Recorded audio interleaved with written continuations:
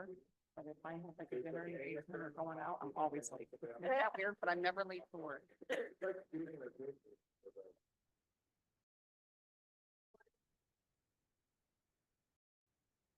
All right. Ooh, that's loud. The time is 6:36. It's time to bring this April 2nd meeting of the Community Development Advisory Committee to order. Yay. Let's start things out with attendance. Let's start off. Well, I usually point to Deborah, but she's not up there yet. So Jordan, let's start with you. Jordan Trice, 5th District. John Brunson, mayoral appointee. Marianne Callahan, mayoral appointee. Michelle O'Loughlin, member at large. Eileen Hughes, District 2. On Austin, District 6. And I'm Justin McGregor, chair from District 7. All right.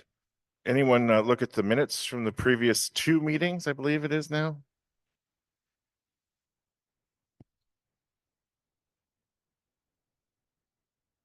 Just the previous meeting, It is because you approved the other meetings. Of the Oh, we did. That's right. We ended up with quorum. That's why. Okay. Sorry about that. All right. So has everyone taken a look at the minutes when they were emailed to us or in front of you now? Yes. Do we have a motion to accept the minutes or anything needs to be amended? Motion to approve. Do we have a second? Second. Jordan and Marilyn. And Deborah's in the window. All right. All in favor of accepting the minutes? Aye. Aye. Any opposed? Seeing none, unanimous. All right. Discussion vote on special meeting is our third item, but we will wait for Deborah to join us and get in on the attendance. Has anybody looked at this calendar besides right now from the email, or I was the only one that got the email? Did anyone, was everybody included on that or just me? I looked at it and I sent a few dates that possibly would have worked in the email. I think I said like the 3rd and 4th and then the 10th and 11th. It was like this Thursday, Friday and next Thursday, Friday. Did you send it to everyone or just Steven? Thought I hit reply all, but I could be wrong.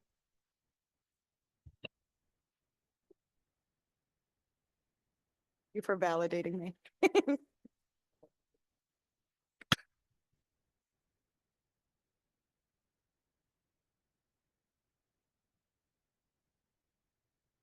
I don't.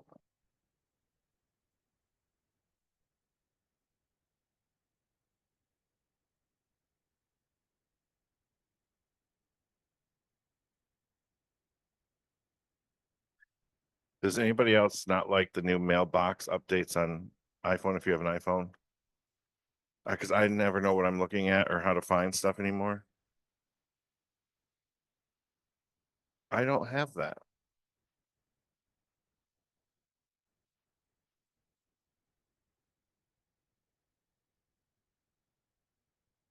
Yes, we did.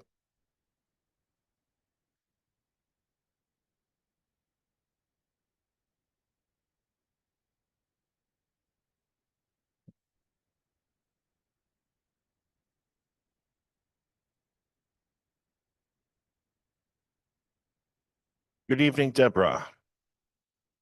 Would you like to get on the attendance, please?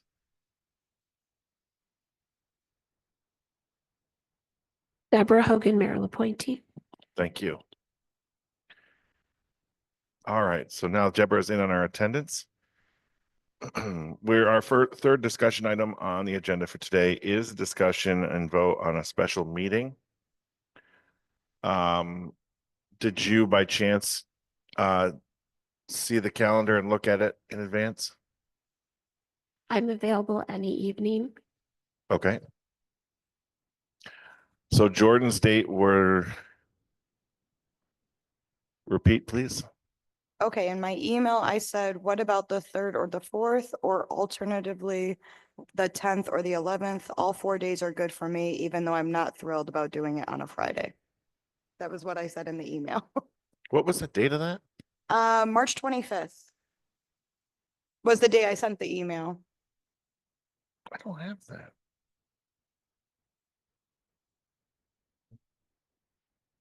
I would also be open to looking at the 30th. If we wanted to keep it on a Wednesday evening. Maybe push back the budget vote. It's under the denial of WS room, isn't it? Yes, I believe so. That could Okay, be. I just found it. There's all kinds of stuff here. The work session room downstairs. So the 10th and the 10th is probably going to be the earliest you could do a date. That gives 1 week for, now, let me rephrase. The special meeting is specifically for city department heads to make presentations, right? Correct. Okay, so that gives them a week. So yeah, the 10th is the earliest. So anything after the 10th would be viable. I would like to get everything wrapped up in April, so we kind of meet our deadline to present to city council.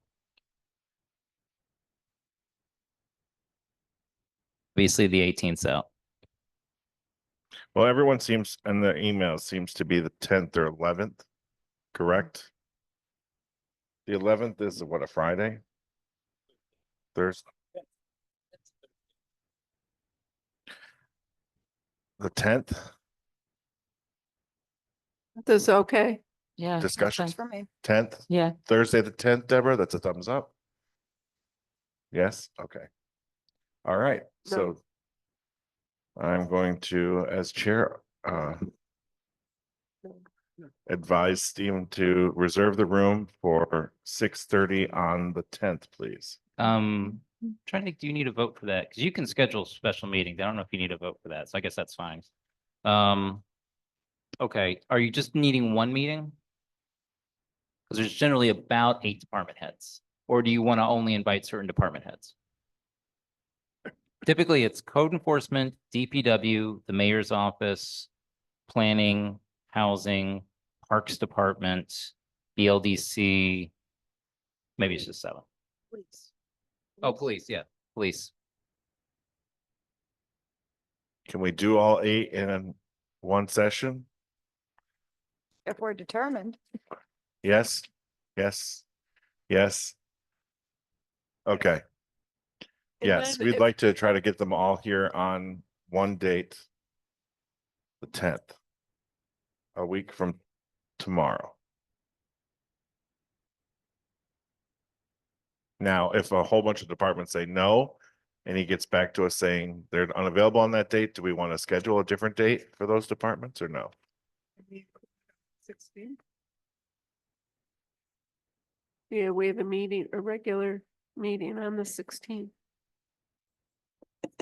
Right? The 16 was originally going to be the final budget vote meeting. So your last meeting, whatever it is, should be the final budget vote meeting. So do we want to schedule a meeting? I think when he had it scrolled up before the evening of the 30th, do we want to make our last meeting the 30th?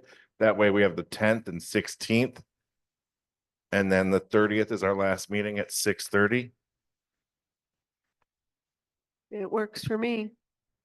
Yes, no, maybe, well, That works for me, but Steven, does that work for you if you want it all wrapped up by the end of April? that is the end of April. Yeah, that's the last day of April. That's the So last day. that's the can do it. last day You of don't April. need like a buffer time or anything? no, like no, that? no. As Okay. long as we can get Justin and to see the city council by sometime in May.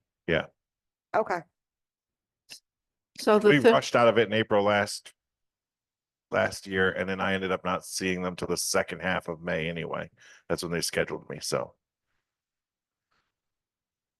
So just to review, we're doing tonight, obviously, then we're doing the 10th.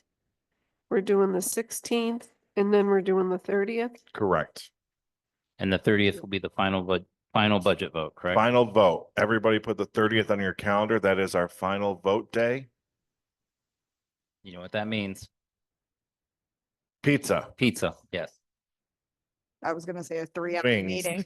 No, Fruit. nothing on the night. Fruit. So for the 10th and Would the 16th be the mop-up of, people who couldn't come on the 10th? Is that what we could use it for? yeah, what I'll probably honestly do is figure out which departments can present within a week. Mm. And then the ones that are going to take a little bit longer to, in my opinion, to figure things out, I can put them back to the 16th. That works for me.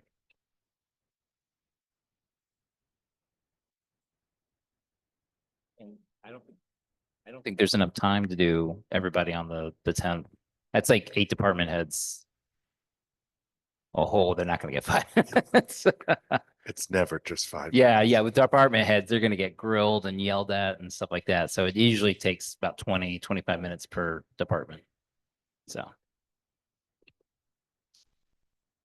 All right, so we agree with that? All right, so as chair, I am calling a meeting on the 10th.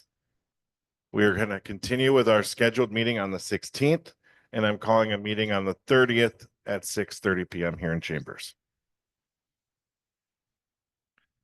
He doesn't think we need to vote on it. Should we vote on it just to make it official? All right, do we have a motion to accept my meeting dates? Motion to accept? A second? Michelle, all in favor? Aye. Aye. Opposed? Hearing none, the ayes have it, unanimous.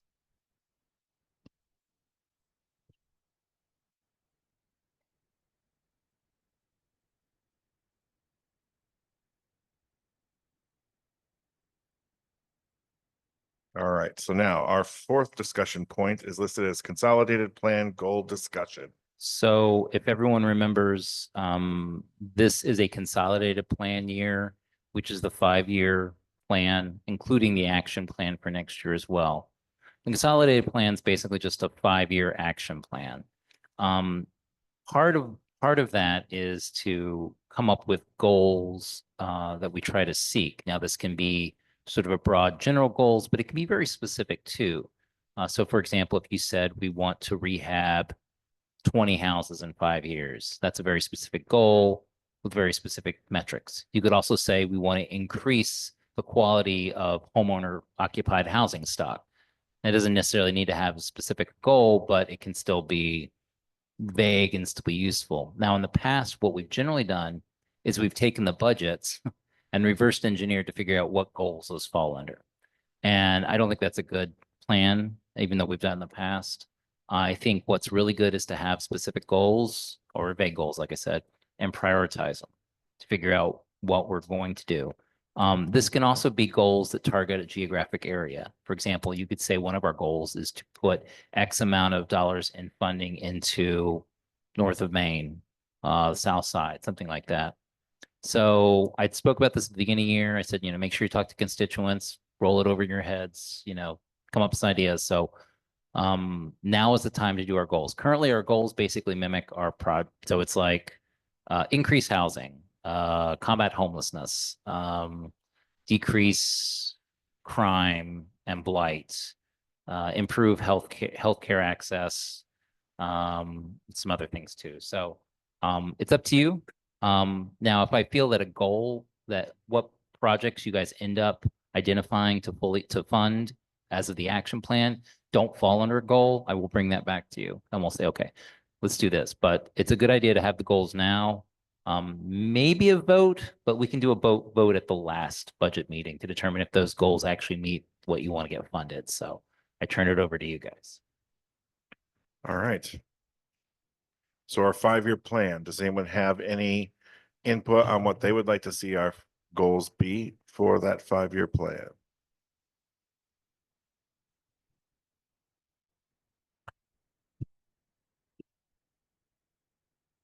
We had a conversation a year ago. Mhm. Could we review what our goals, the goals that were established and how we're pacing against that? Well, last year we had a discussion about what we wanted to see going into this year. And yet because it is this body, this whole fiscal 51 advisory committee, that has to come up with that 5-year plan.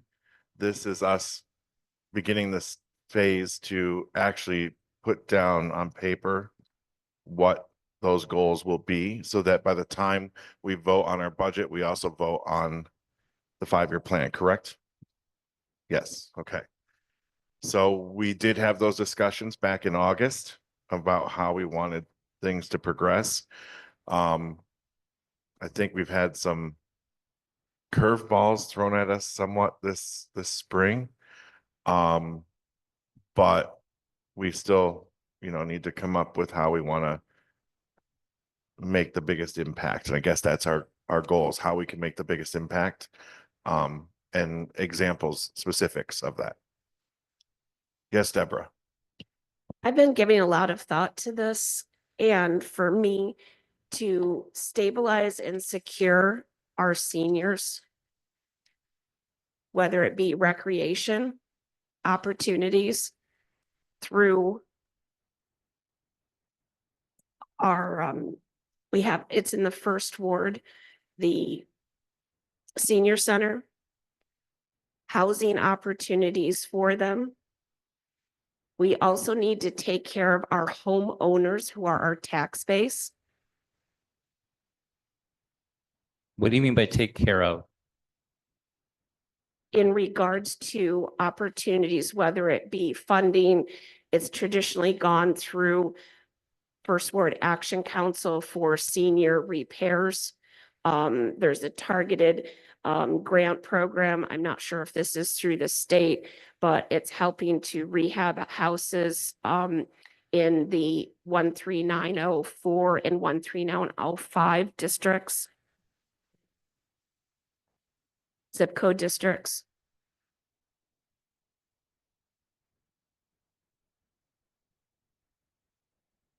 And our youth opportunities, whether it be through recreation, also job opportunities for them at our various parks.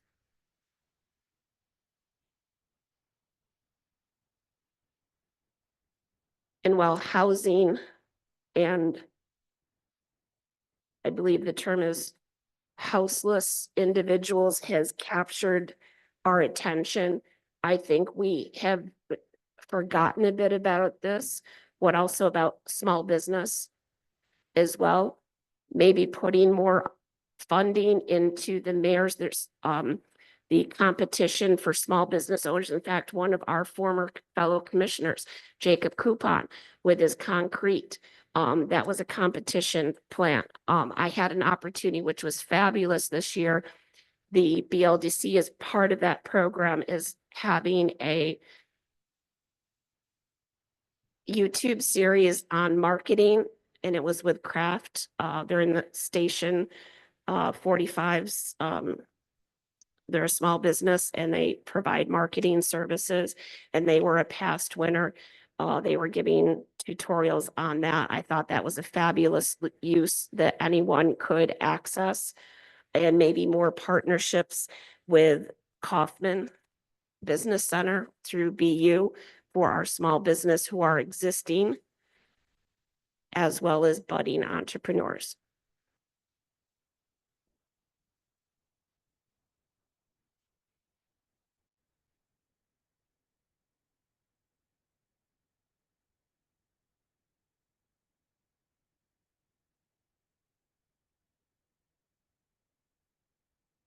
Okay, I'm just adding things here. So these are the 4 stable, ignore the spelling. I apologize. It's really hard to correct spelling on Excel and laptop. Stabilize and secure senior populations, support homeowners, provide opportunities for youth, support small businesses. And these are examples of existing programs or activities we've done that have done that. So for the stabilize and secure senior home population, obviously the First Ward Senior Home Repair Program, continued support for Action for Older Persons for their insurance program. We have done funding at the senior center through the Parks Department for rehab work there. Supporting homeowners, we generally do that through our rehab program, as well as helping people purchase homes through our home buyer program. Can you think of anything else we do for just straight up homeowners that don't fall under anything else, Shannon? No? Okay. Provide opportunities for youth, obviously, all the youth services. I won't spell them all out, but Boys and Girls Club, Urban League, Vines, as well as capital projects, the same agencies. As well, I would say youth services could also include parks improvements for playgrounds and stuff like that. And then supporting small businesses, we can do that through supporting the salaries for BLDC. They have their RL loan program. Now, I'll just let you know, they are working on something right now to utilize the giant pool of RL money they're sitting on to provide higher risk micro enterprise assistance. So I had a discussion with them a few weeks ago about that, and it's still kind of in the crafting stage. I support it wholeheartedly, where they're going to provide smaller loans, $5,000, $10,000, maybe even 15 for individuals that wouldn't get loans through the banks normally. And if we target people who are low income people who have a solid business plan, may or may not be in the incubator, but they have a solid business plan. It looks good, and the only thing denying them that is either youth or lack of credit, whether you're young or you've made mistakes in your past. The way I described it is CDBG money can be done as a grant, and if they don't pay it back, oh well. But we at least supported that business to try to get it off the ground. It had a good program, had good plans. So I'm pushing for that with BLDC. Let's see where that goes. So are these 4 kind of activities what you're talking about, or did I split or marry some that you wanted not split or not married? The only accentuation is it regarding the youth in providing summer employment opportunities for them. And that's generally through our parks department, maybe with funding that could assist and maybe have more youth working, as this provides a first job and a resume building. Okay. That's similar to Vines, but if Parks comes, Nick in the Parks Department comes, now he's probably going to ask for park ranger funding and additional parks funding, but you guys can definitely bring that up to him.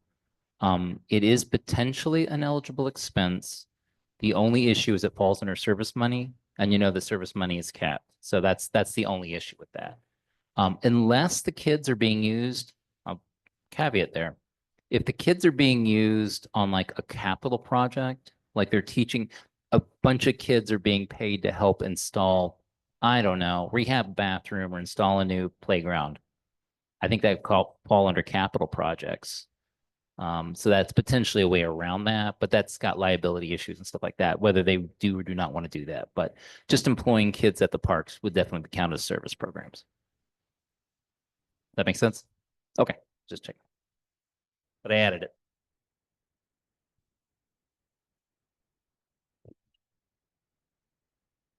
I would like to lend my support to what Deb has said, particularly with the support for homeowners. I do agree that there are tax base, and that we should be doing what we can to increase the number of owner occupied single family homes. I think that that's going to take, create some pride in our neighborhoods that we really need. The other thing that I would add is addressing blight, particularly with a concentration on the major arterials into the city. We have a lot of metrics that we can measure. How many people are seeing this stuff? So if we can reduce blight along those lines, I think it would do a lot of good for how we feel about the city, how visitors see the city when they come in. And yeah, I think that those types of tangible differences is money well spent. I agree with John, and I think we did talk about that back in August. Did we want to focus on a geographic area and have any targeted areas? So I don't know if anyone has specific area they want to target. I know along the Brandywine, there's plenty of opportunities for improvement. When you're talking about housing stock, what I'd like to see is a study done. I know in the first ward, there's a lot of vacant houses that are not in very bad shape and could be renovated and could be sold to people. So I would like us to target not maybe one area, but areas where you have a plethora of those kinds of houses that we can focus on. I also would urge us to do some kind of a campaign that tells the residents of the city, and I know the mayor talks about it all the time, how it's hard because not everybody watches WBNG at 6 o'clock anymore. But there's got to be a holistic campaign to get the word out about what we're doing because people they do not know. I am a recipient of the program that Deb mentions, which was the state project for my zip code, and I cannot tell you what a difference it's made. But I would not have known about it if there hadn't been a lot of, advertising about it. So when we do this, if we target certain areas and get the word out, we can start to, I know that I talked to Jerry Willard the other day about McGatt Street. He's thinking about doing a new grant program for landlords with vacant properties. He's thinking about doing something on McGatt Street, which is a sort of arterial, you come off the highway. And so I would like us to be focusing strategically on those things that Deb's mentioned, but strategically and especially with home ownership. Because if you want to get companies to come in, you have to have places for them to live. So we can, at any point, if you want to target a specific geographic area, I can throw it up here. So if you guys have specific geographic areas to focus on, we can definitely add them. Brandywine was mentioned, what? First word? My neighborhood doesn't qualify, but the lower Robinson to Brandywine area is a gateway. Multiple highways come off, or people get off the highway there. They're looking for gas, they're looking for food, and they run into disaster in every direction you turn right now. Yeah, and I would add in the Susquehanna Street exit and the Brandywine. Yeah. It's bad. I come down through there, and between the number of school buses and people driving in to go to Columbus School for the city school district, and it's different districts bringing kids for different programs there, and then the state workers and the incubator workers and everybody, and you're driving through that section of town, and it's just, even though there's businesses and they're profitable businesses, it's just chaos. Mike Day? Is chaos.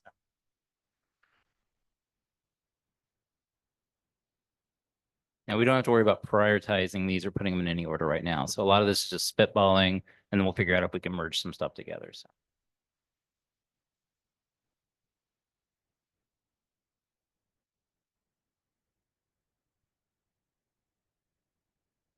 So just looking right now, a lot of the senior programs, a lot of the youth programs are addressed, our rehab programs are addressed.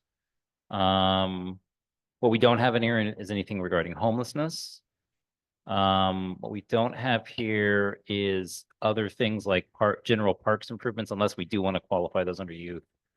I'm trying to think what else. Public facilities, so like the nonprofits, if you want to do capital improvements to the nonprofits, unless the nonprofit is specifically a youth or senior type nonprofit. That may be everything for now that's not sort of listed. Oh, street improvements. Street improvements may be able to fall under addressing blight, but that might be a stretch too. So those are the only programs I'd see that don't really fall under anything here. Steve, are there funds, is something like a campaign to let people know what it is that the consolidated plan does?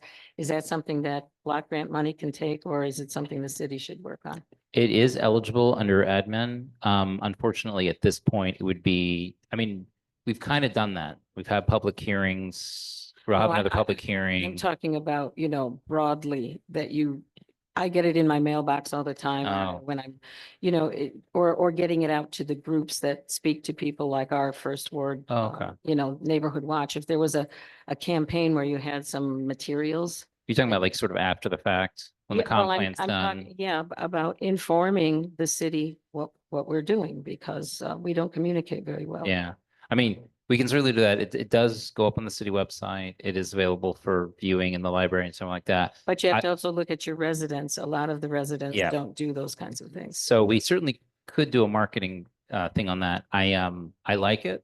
The mayor's office would be have to okay it, of course. I will tell you one potential drawback are the people that will see this and will have ignored everything else and then scream and rant and rave that they weren't notified. Well, we can't worry about those people. Well, I'm just saying, just be Yeah. aware in advance. Well, you that- know how to handle them. That's the cool thing. Yeah, yeah, I've dealt with this before at the town of Union. The Yeah. people who won't look their mail, don't watch the TV, don't listen to the The radio. thing is you have to. Don't check layer out the it all signs. Time. You Yeah. have to layer it, but Yeah. something that strategically does that Mhm. is very important. Yeah. Because I think people would actually feel differently about the city if they knew these things. Try maybe we could try city um city plans and program marketing. That is honestly, that's just there. I misspell everything. What if we spearheaded with some type of targeted investment, what turns into a I'll trade you. look, You always get the duds. I don't know why.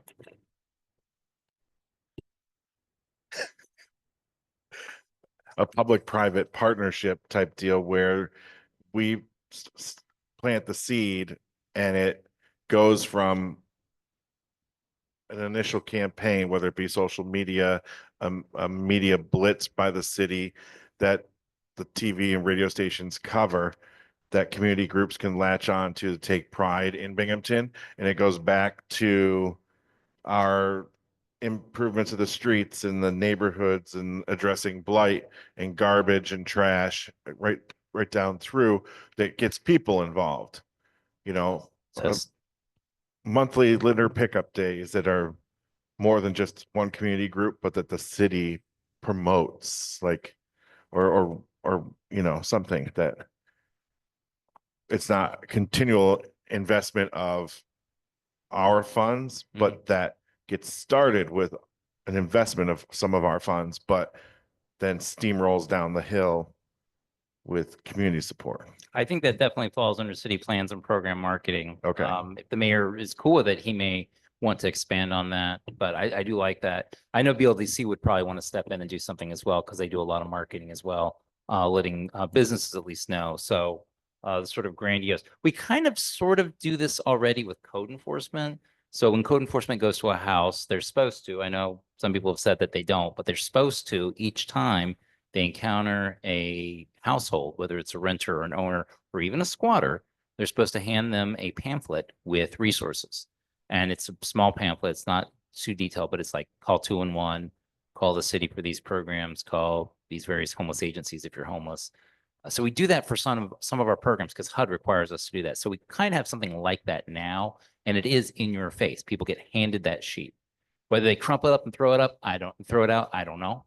But they are handed supposed to be handed a piece of paper with those details on that at every single encounter code enforcement does. So, The thing with that is you're talking to people who have been obviously, to the attention of code department because something's wrong. Mhm. But what I'm talking about is something that would be more like Justin said, where you begin to plant the seed and then you get the word out to every agency we deal with, everything that the city does. And it's got to be a one-on-one almost, because once you start making those connections, like for the South Side Association or the First Ward Neighborhood Watch, you have somebody come in to talk about it, or you have materials that you can give to people. It's the people who aren't doing anything wrong that really they're outside of the loop. And those people, the backbone of this community is what we have to really And they're frustrated. and they're frustrated. And that's another thing, because once they see that there is planning being done, that there is that we do have a Steve Carson, that's going to make a difference. thankfully, only one. But a lot of people don't know what to do. Yeah. Exactly. They sit there and they complain to each other, and that you get a phone call from your neighbor. Can you believe blah, blah, blah looks like that? And the street's full of trash and whatever. It's been like that for 3 weeks now, and the garbage truck just rolls right over it, and they just keep making a bigger Mm. mess. And nobody knows what to do. Exactly. And I think this is where the city needs to roll in with something to, a Believe in Binghamton. We did it in the Chamber of Commerce actually led one back in like 02 or 2000 and in 2004 when we hosted the Empire State Games. And the pride that people took in our area and cleaned up the roads and did all those flower beds and did everything. It looked fantastic for several years, and they were ready again and they were rolling through. And then what was it, the 04 flood, I think, canceled the summer games, and then they never had them again after that.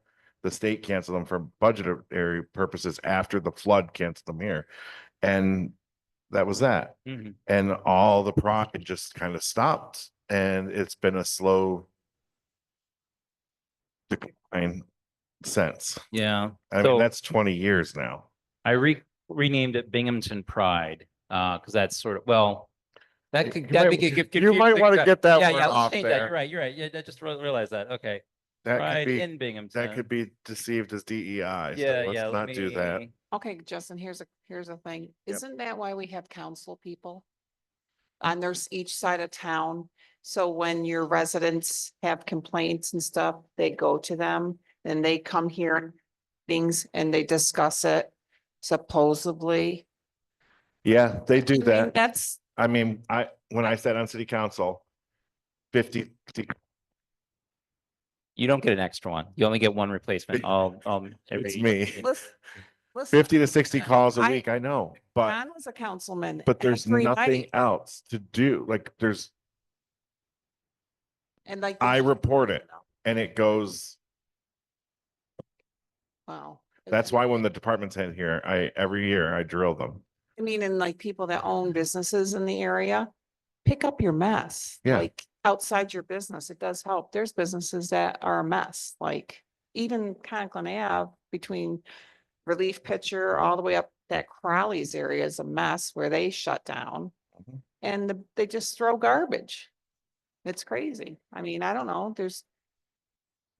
I think. what do you one- do? One of the reasons I think that happens is because we have been rather lax in Binghamton about doing that kind of thing. And I'm sorry to be talking so much, but the First Ward Neighborhood Watch is a great incubator for these kinds of issues. And we've had code in several times. And at one point, the director of code told us that there's nothing they can do. They cannot compel anybody to do anything. So what my thinking is if we have this kind of a campaign and we awaken the people and the people can say, look, a lot of times you don't even know who your council person is. I mean, that's the Yeah, reality. Yeah. I'm sure. And what we need to do is an umbrella outreach. And if it starts here, that would be great. But it has to be a citywide outreach to let people know. I got an email the other day. I wasn't at the last neighborhood watch meeting because I was sick. But they were asking about a dog control. Do we have an animal control officer?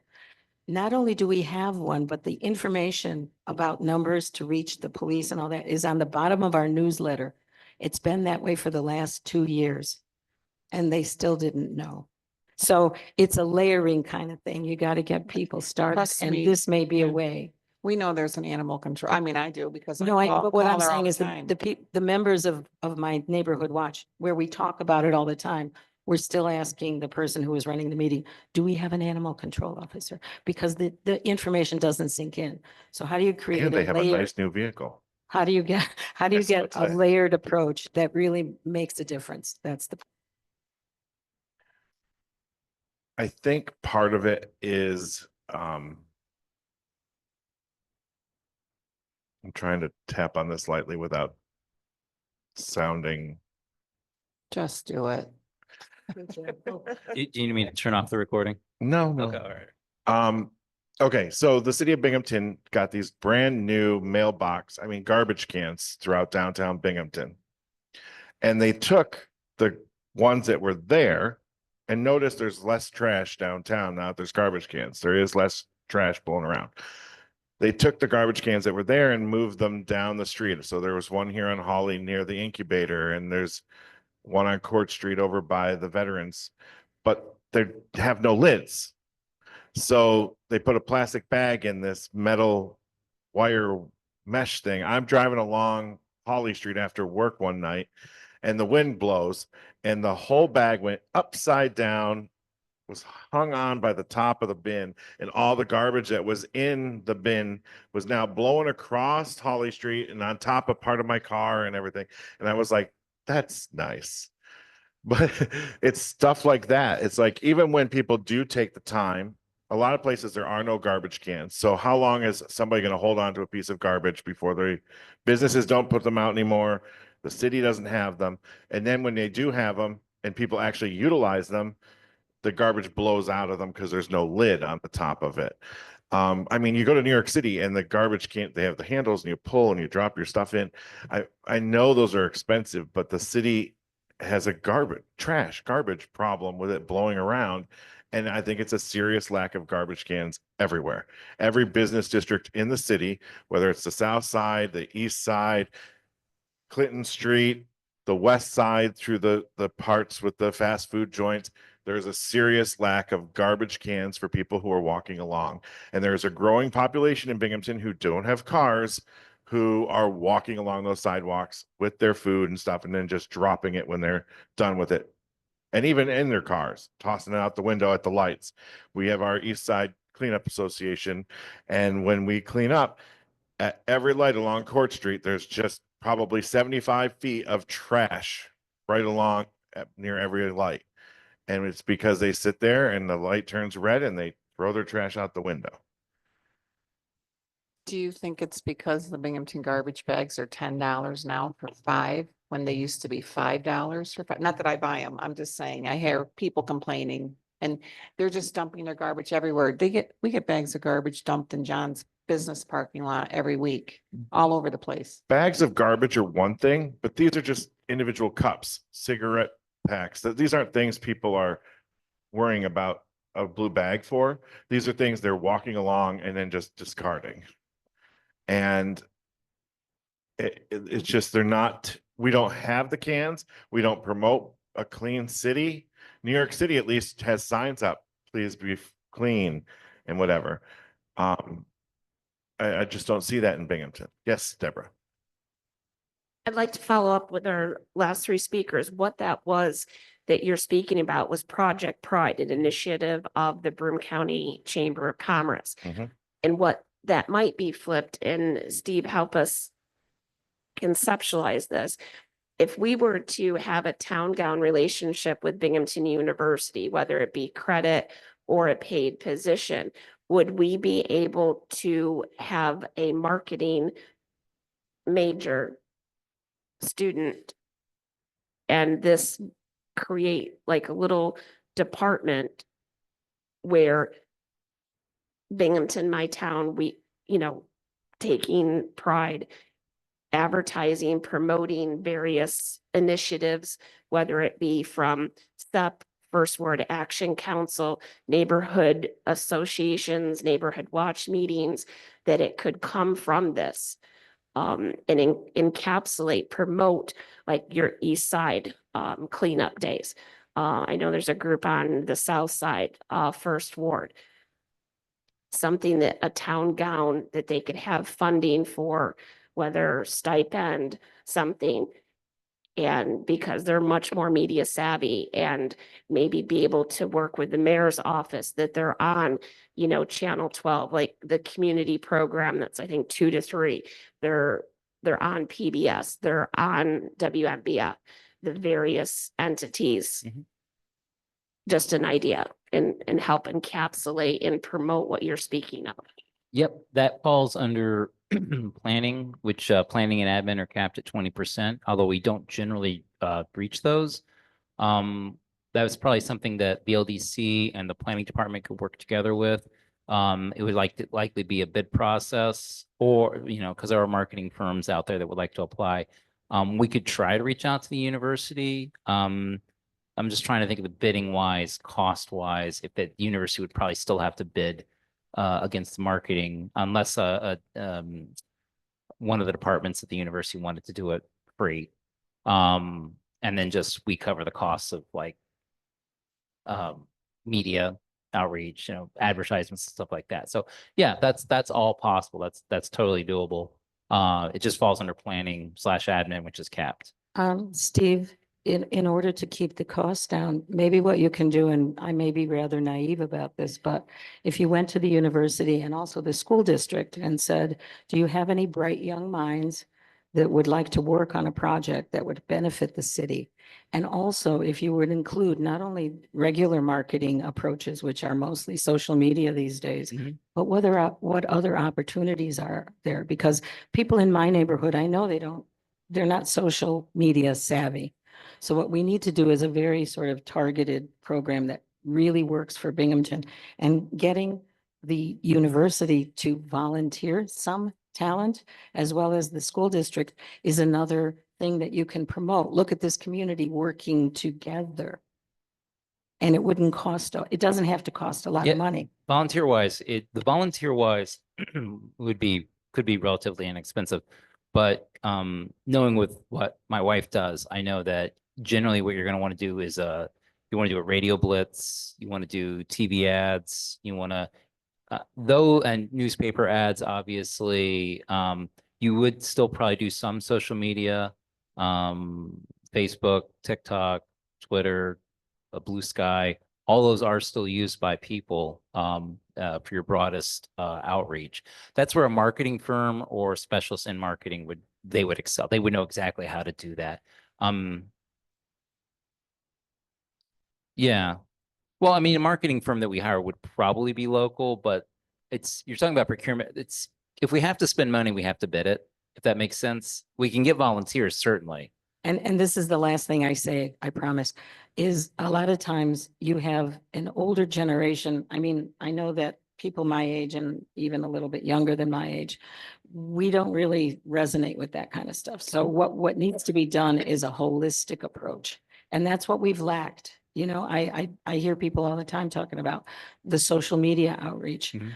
but it doesn't resonate where I live. You know And how that's- how I would outreach to seniors? Material at the senior center, including classes. Right. Material, printed material at doctor's offices, printed Absolutely. material at Action for Older Persons and the Broome County Office for Aging. And outreach to churches, to let the churches know. That's Right. how I'd outreach to the older population. Yeah. At our last meeting, Deborah brought in pamphlets for action for older persons. Yeah, she has them there. And they were right at one of her doctor's appointments. They were on a little bulletin board thing. And people see them. And that is a good way to reach out to people. One thing that I do politically, that I still think works the best is just and talking to people.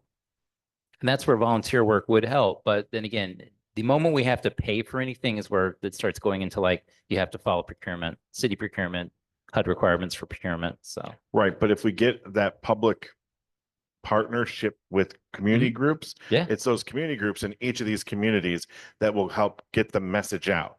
It's just getting the ball rolling, that initial investment that I think we would need to worry about. I could see us doing a marketing agency that brings in representatives of various groups that would do the volunteer work, teaching them, training them, giving the documentation, and say, go out there, reach out to everybody. So, yeah. But I mean, we have right downtown, the University College of Community and Public Affairs. Mhm.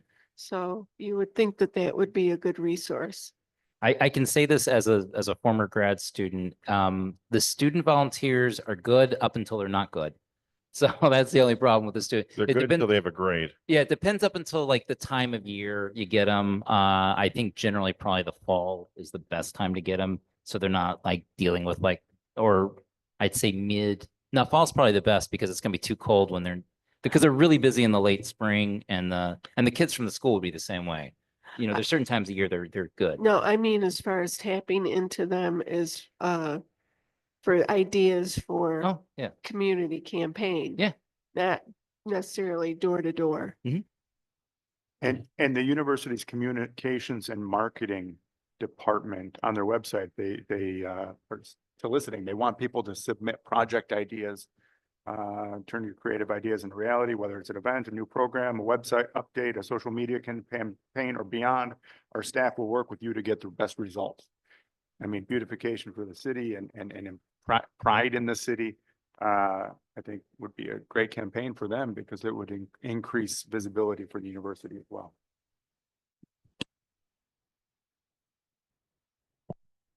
What's funny is that goal itself is not really a CDBG goal, but the actions you take to get that goal of pride in Binghamton is, a lot of those are eligible under CDBG. Yeah, it's a seed. It's what? It's a seed. Yep. And I renamed it Binghamton My Town. And then I did put up a separate cleanup Binghamton to address the groceries, the garbage concerns. Okay, next, do we want to talk about addressing anything with the homeless situation? And one thing, this is an aside, who was responsible for cleaning up the homeless encampments on the riverbanks? Does anybody know? As Yep. I look at two of them every day, going from the south side to downtown. That would fall under the same, it'd probably be DPW, whoever's supposed to clean up any dumping or litter on the ground, or even like, I don't know, people doing community service kind of thing. Those would be, I guess those would be technically who's responsible, just like any other cleanup program.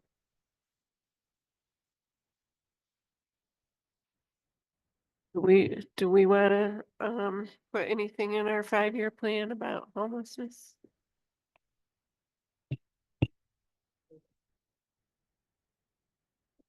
I mean, I can just write homelessness. I mean, the last goals have always been like reduce homelessness, but I didn't know if you would want to be more specific about. So for example, if you want to be more specific about homelessness, you could say, no one sleeping on the street. We don't want anyone sleeping on the street or on the riverbanks. No one sleeps outside.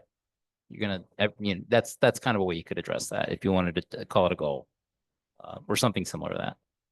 But I think there's people who I don't think they would get in from out there. Well, that's kind of the point of street outreach, is to converse with those people, find out why they want to live in a tent next to the river, try to get them to support services. I mean, I'm going to tell you this, at that point where someone's refusing to basically have a normal life, more than likely one of two things is going on. One is they have a mental/chemical dependency, or I mean, that's generally going to be. Number two, can be related to number one, they were in the military. That's the weirdest thing I see with the homelessness, where people are in the military, sometimes it breaks them when they get out. They don't want anyone telling them what to do ever for the rest of their life, and they have survival skills. I knew a friend personally, that's what he did. When he got out of the military, he just walked off into the woods and lived there for a year. So there are street outreach programs to try to get people from there, but it's all, each person on the river is an individual, a unique individual who's there for their own individual unique reasons. So street outreach is kind of how you address that, as well as service programs that are provided at the shelters. Well, our riverbanks are a disaster. Mm-hmm. We want them to be fishing, maybe not swimming, wading maybe, but fishing, enjoying the river. We don't want it to be garbage and tents. Yeah. So, I mean, you could talk with homelessness another way, but this could also fall under cleanup Binghamton, as well as sort of getting the garbage out. Who's responsible for cleaning up graffiti? Which city department? Probably also DPW. That DPW, would be my guess. because they're slow. Like weeks and weeks slow. And in the interim, it just multiplies. And then they cover it up one section and they don't do it all. They just do one part at a time. The river wall, like Yeah. behind the arena is getting bad, behind our complex now, over by Rock Bottom is terrible. And that they finally did the new wall on Court Street at the bend there, the S curve, where the brand new wall was tagged within 2 weeks of being finished, and then sat for 3 or 4 months with graffiti on it. And then they covered the graffiti up with a different color paint, and it stands out more now than the graffiti did.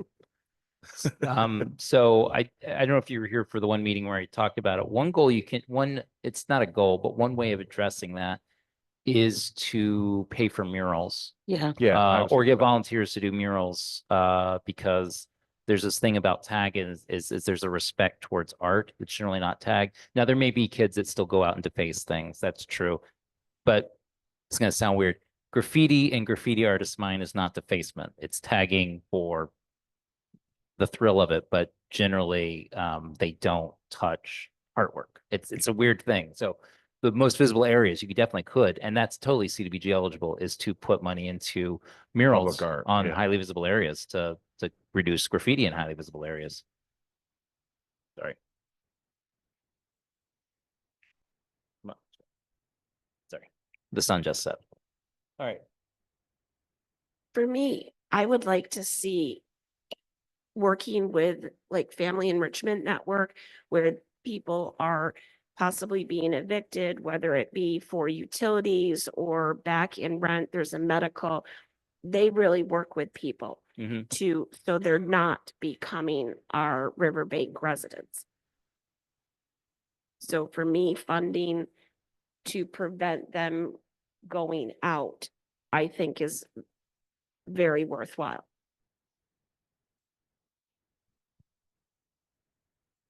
I mean, that one of the way you do that was straight up homelessness prevention, the category that Finn applies for every year. Other ways of addressing that, I guess I could. Our support services, I believe there is an agency, Cdac, which is trying to do economic training for people. Any services for individuals that are poor, that can help them, stabilize their situation. And also funding for Fairview with their intensive care navigator, that helps people with opioid issues, so that prevents them from going on the street. So all of those help with that prevention of homelessness. Absolutely. Helping fund the Y and their doubling of their bed space. That's something too. They were here. I agree. I don't think we'll ever see 100% lack of homelessness. However, there's a far cry between where we stand today and the river full and people that need support. That's what I be- would like to address is, have we looked into, we looked at the blighted homes. Have we looked at reconstruction and the cost differential and possibly, opportunities to provide homes for these people and the agencies and the counseling, et cetera. Well, beyond the riverbanks, we have hundreds of hotel rooms every night, right? Yeah. That are being used to house the homeless. And yet you drive down the city streets, and I know on my street alone, there's 3 houses. 3 out of 14 are vacant. 6 units. And it's just mind-boggling to me that and I live in a fairly nice neighborhood. And to have that in our neighborhood when you go down off the hill on the east side, down lower, and it's just, they're cramming people into some of these buildings. And it's just, I don't understand. I don't know who owns them. I don't know anything anymore. Like I used to know, they used to all be owner occupied. The owner lived on the first floor, the second floor is somebody they rented to. Now it's just owned by somebody else out of town, I'm assuming. And there's half of them are empty. I can tell you that we do deal with that, for owner occupants. It's difficult for us to do it with non-owner occupants, which obviously a vacant home would be non-owner occupant. The other barrier to that is just the cost alone. Some of those properties, it would be cheaper to strike a match, drop it on the floor, clean up the rubble, and build a brand new house that looks exactly the same. But I mean, But we're not building new homes when the house is demolished. We're selling it to the neighbor Yeah. for a bigger lot. no, but I'm saying the vacant properties that I think it's something like 80-something% of the houses in the city of Binghamton are constructed pre-1933. Right. And I always say that it's all the lead and asbestos you can eat, because they are environmental disasters. And some of them, if they've been vacant for too long, I mean, not only do we have to deal with copper thieves, with the tubing and the piping and the wiring, just rot. If you get a hole in the roof, it's gonna rot. It's not, the bones aren't there. Now, some buildings are still good, some buildings are still recoverable, but just the sheer costs of converting a vacant property into a usable, even rental property are enormous. Beyond even just the amount this body could put into, if you just put all the money into rehabs, it still probably wouldn't be able to address, enough vacant properties. We're looking at now, right? Even owner occupied homes, we're putting about 100 into them easily. And that's only bringing them up to a point where they're not falling apart anymore. So true vacant properties, especially been vacant for a while, are going to be unbelievably expensive to fix. And that is an unfortunate situation that we have right now. And I don't know if there is a quick and easy solution to fix them. At least cost effectively fix them. I know before they were putting like hundreds of $1,000s into houses to rehab them, then sell them to an owner for like, I don't know, 20,000. I mean, that's great, but that's a lot of money to go into those properties. Because any money, remember, every dollar you put into one program is a dollar you're not putting into another program. So I'm not poo-pooing the idea, and I added it up there. I wish we could figure a way, maybe a triage. Maybe we could have the vacant property officer triage vacant properties and figure out which ones are recoverable, which ones are not, which ones we should just demolish because it's not worth it. I mean, do we have a true housing stock of the city right now? Like who owns calculated, like what someone's and done that? how many people are living in things? Like, I don't know. I mean, we have, no, not, I mean, the vacant property. because everyone officer says, hey, tracks them. there's, I can't find any place to live. And yet every neighborhood is full of vacant buildings. Mhm.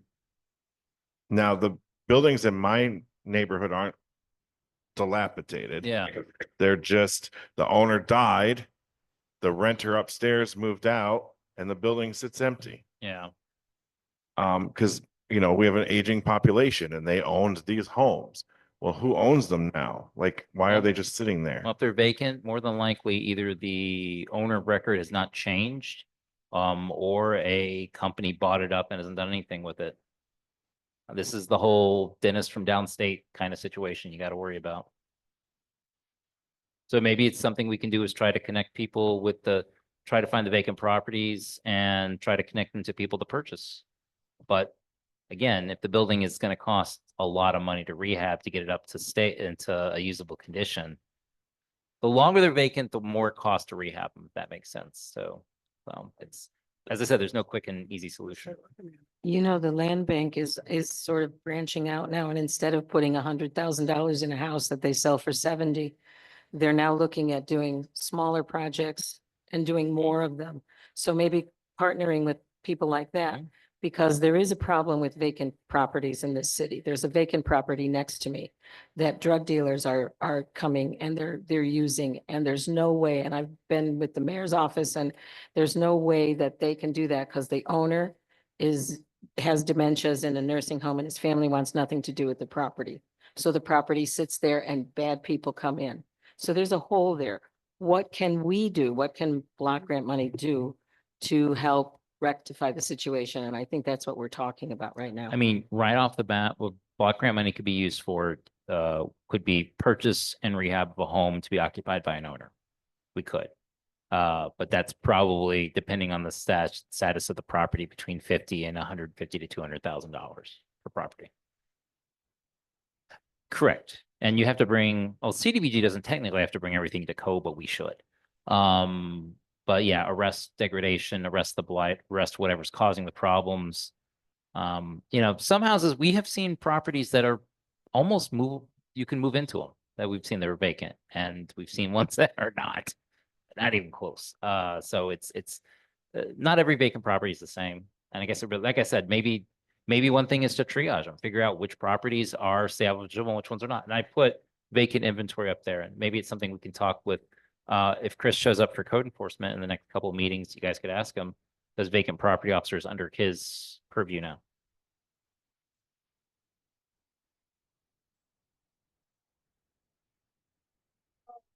Sure.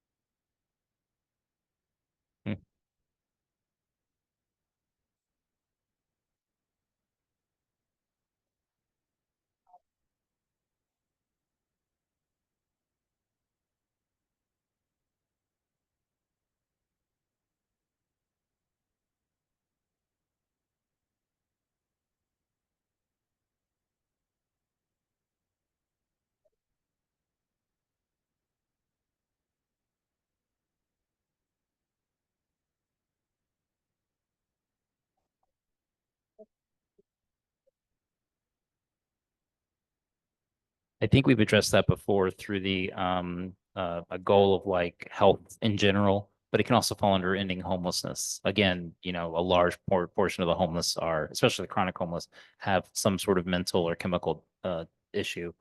I know we funded MHAS before to expand their program where the police call them out. If you've ever seen it in action, it's kind of cool. I hope they're still doing it. But they call MHAS. MHAS shows up with the stab vests and go and talk to the person so the police don't end up, you know, shooting someone that's just having a break of some kind. But yeah, health and mental health are both important things if you guys want me to add them to the list. But I think you've addressed everything that we generally funded other than streets, parks, sort of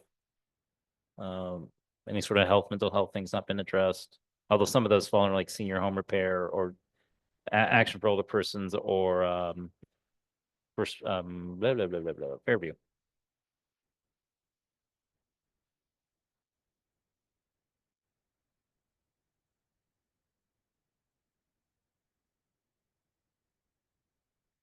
The issue of accessibility. Oh, yep. I actually think that was one of their goals from the last one, increase accessibility.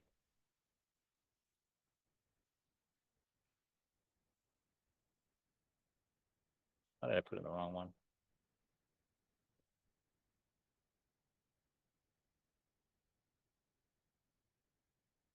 We do sort of deal with that when we do curbs and sidewalks improvements and parks improvements that are meant to redo the playgrounds to make them more.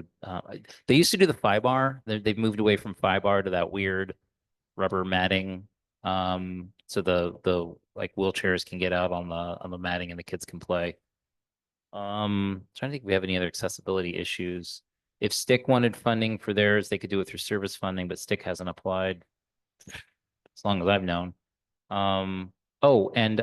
Things like the Ramp It Up program from Chow, that would also help people with accessibility as well. But they didn't apply this year. Wait, did they? I didn't put capital projects up there. Did Ramp It Up apply? Okay, then yeah, Ramp It Up would apply for that. Would qualify for that.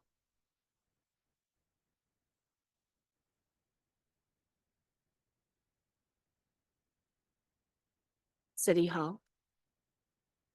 Oh, you mean for future? Yeah, definitely.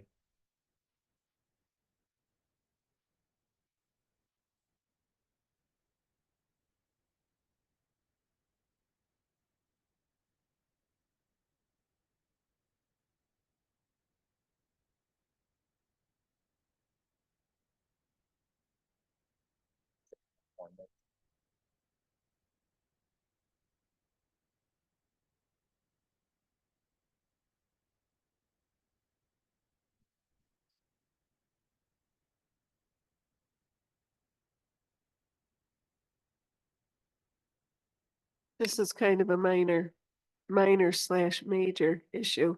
Is there any information on the blue bag situation? The cost and Like reducing the cost for people or everyone in general? or getting rid of it? It's kind of, Oh, yeah, that's I mean, I beyond my know pay it's a- grade. I know, City I know Council.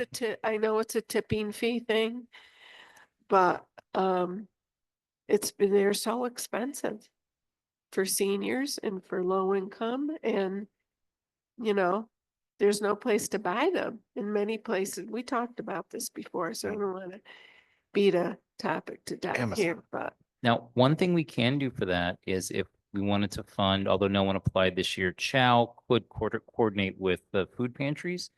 And if the city was willing to pay to buy the blue bags and distribute them to the food pantries and then say limit, you know, every visit be limited to X number of blue bags. That is a way of addressing that. And then that helps at least the people that are coming into the food pantries. Would it have to be Chow that applies? Would It doesn't have to be Chow, the individual agent, but I can tell you, talking with the food pantries, they all go through Chow. Chow is like almost like an umbrella organization for almost every single food pantry. So that would probably be the best agency to work that out with the food banks.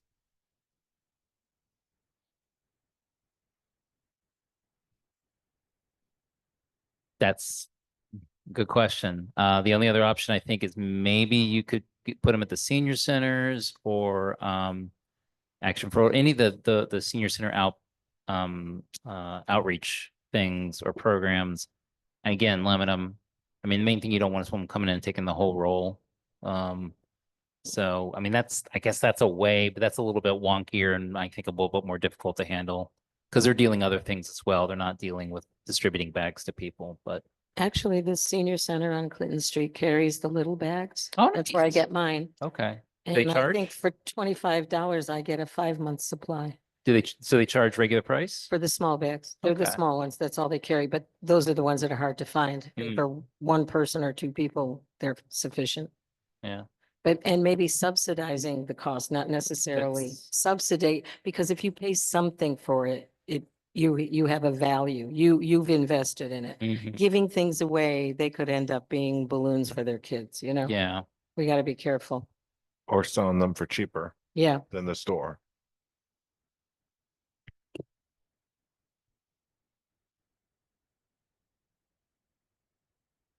I buy my bags. We don't put garbage out every week. We put out probably 2 bins of recycle and then the garbage bag. There's 2 of us. We use medium bags and we either put one out if the garbage smells and it's a half full bag or something, or every other week we put 2 kitchen bags in one and there's still room in it.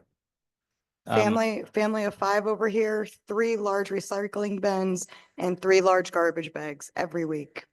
And I recycle heavily. Exactly. Well, the house next to me puts out 9 a week and no recycle bin. So they're just, most of their garbage has got to be recyclable stuff. And it's like you can literally save your bags by separating your cardboard. I mean, you can see it. You can see the cardboard in their bags. It's just ridiculous. The another option is to increase people's awareness and access to composting. That can reduce the bio waste, which can be a good chunk. People don't like talking about compost unless you're a gardener. You love talking about compost, and I'm a gardener. I love talking about compost. You can compost anything biological, but in general, you're looking at food scraps. There can be programs done. Honestly, Vines is probably the best agency to handle something like that. Vermicomposting in apartments, or even teaching people who have, a property that they can compost in, or even some sort of compost collection, even neighborly in a neighborhood, could all deal with that. And that can help reduce waste as well. But Vines is probably the best agency to talk to about something like that, I would guess. We used to have a big compost bin, then a beehive went into it. I'm allergic to bees. Oh, you gotta be We careful. never had a compost bin again. You gotta be careful. Oh,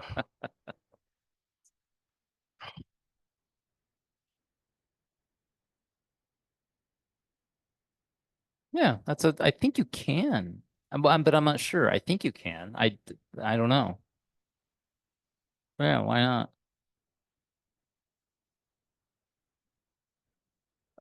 Well, we said subsidized bag. Yeah, we talked about subsidized bags. Yeah.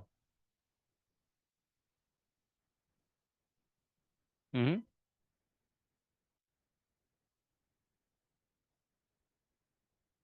Yeah. How much does each bag cost? The big ones? So it's $2 a bag. Okay. So yeah, that's not a ton of money. I don't even know if I'd have to income qualify. If you're going in DSS to get something,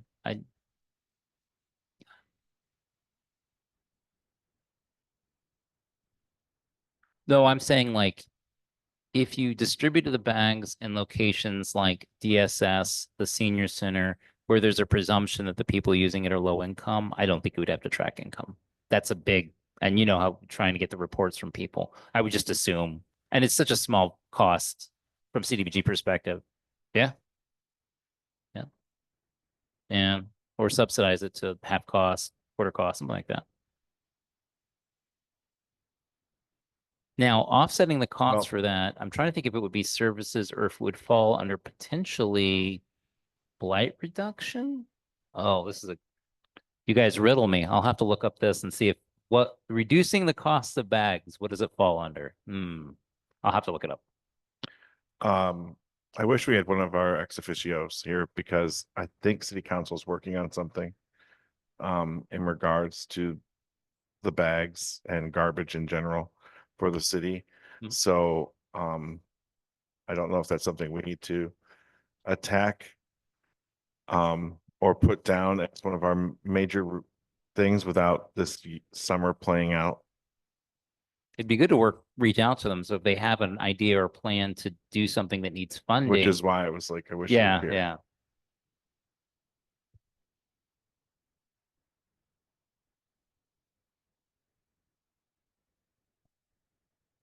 What are you doing? Hello? Anything else? You're not voting on this tonight. We'll vote Yeah. on the final budget meeting, but I just want to be aware and get you guys ideas and Can I'll you get chew on that to these. us? I'll chew on these and see if I can clean them up and because some of those might be able to be married into one or, something like that. Okay. Very good. Last chance. Anyone want anything on the big board? Going once? Going twice? Okay. Let's move on. I don't think we need to vote on budget per se tonight. We could do the final budget vote come the final meeting, but this could at least lay the numbers down for services so you're not dealing with those. So item 5 on our agenda is year 51 budget services.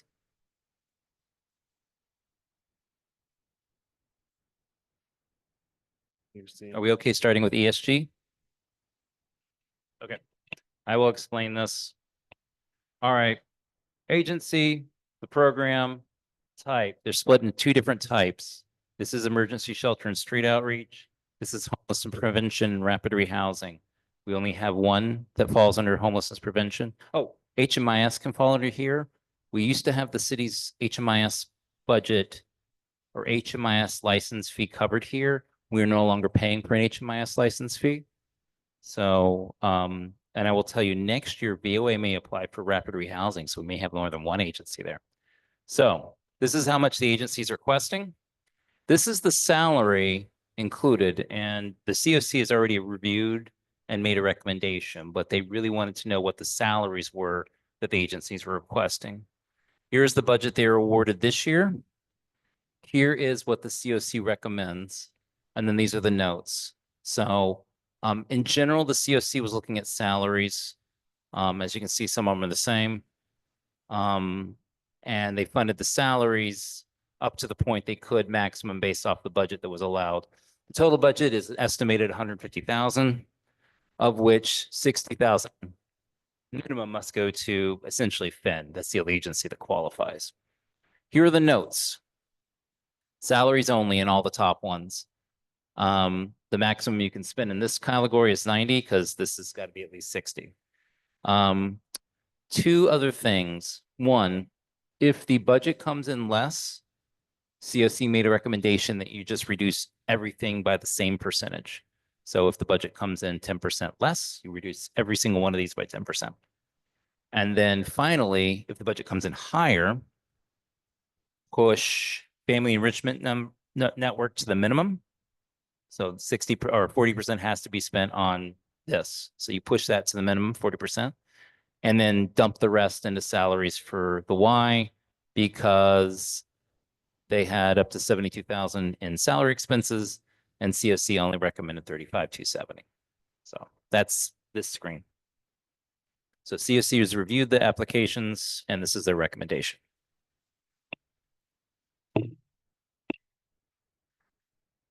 You can choose to accept, ignore, change, do whatever you wish.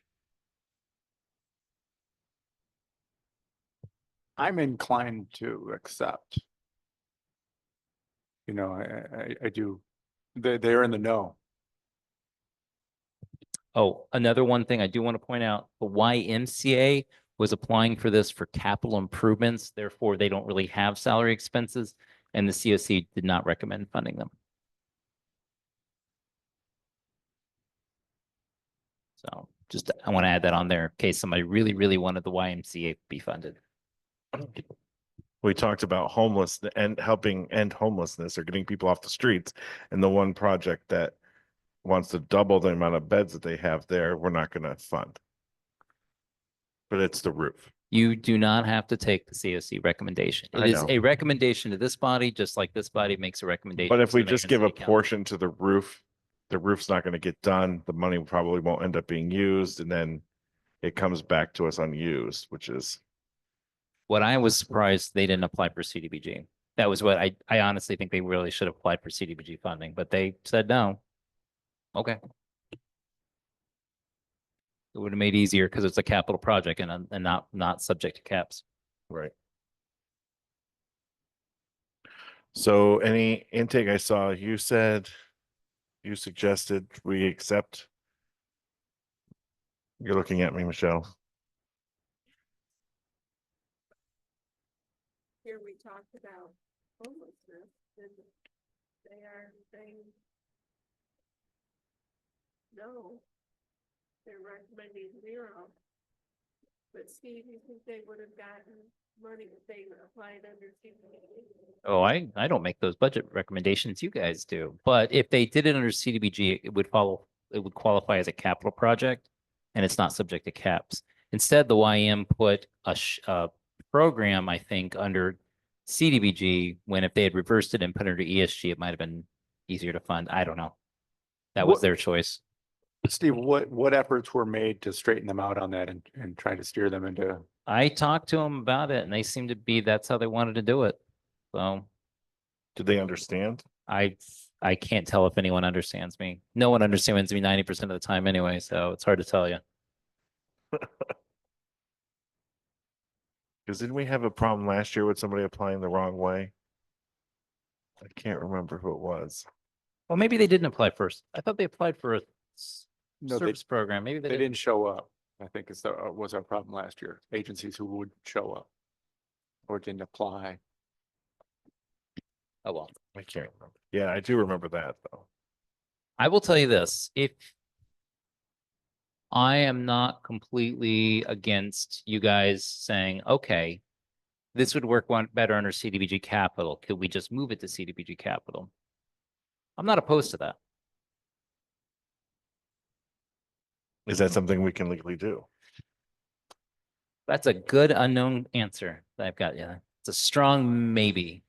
All right, well, you have till the 10th or the 16th to figure that answer out for us, please. What I can do is reach out to the mayor's office and see if he agrees to it, in which case we can drop it into the other category and then maybe then that could potentially free up more funding. I will tell you though, that with the current situation with trying to get agencies to do capital projects, I think the city's starting to sour on capital projects with agencies, so. The question is, where would they go for funding for roof? Right. Correct? We have several places that are roof problems. The what? I said we have several agencies that have roof problems. Yeah, Where do look- they look go everybody's for that roofs kind of this funding? year. Mine Um, too. But it would fall under CDBG capital. So I don't have the capital thing updated, but this is the one from last year. So just like AVREs, facades, ACAs, bathroom rehab, it would fall under that. So, but CDBG, there's no caps on capital projects. I'm looking at an application and it's from the YMCA for this year over and above the roofing for 34,500.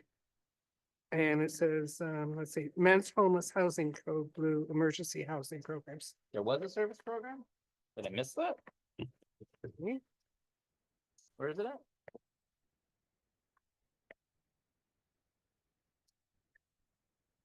I think they just said code blue, but they still wanted to do a roof rehab.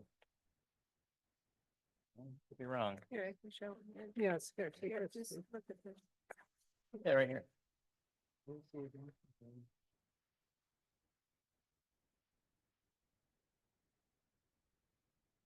Why is that not in my thing?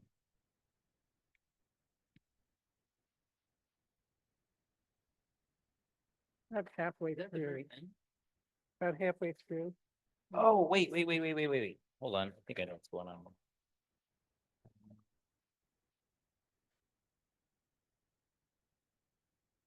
Hold on. That means probably CDBG services. Just after buying. Okay, then, so they did apply for it. That means Cdac is, oh, did Cdac have a service and a capital? A lot of people applied for multiple. Maybe that's why I was getting a service. confused. Yes, Cdac has a capital too. I think they're trying to buy a building. They have a capital and a, Yeah, and they a have that service building on program. Main Street. Okay, here we go.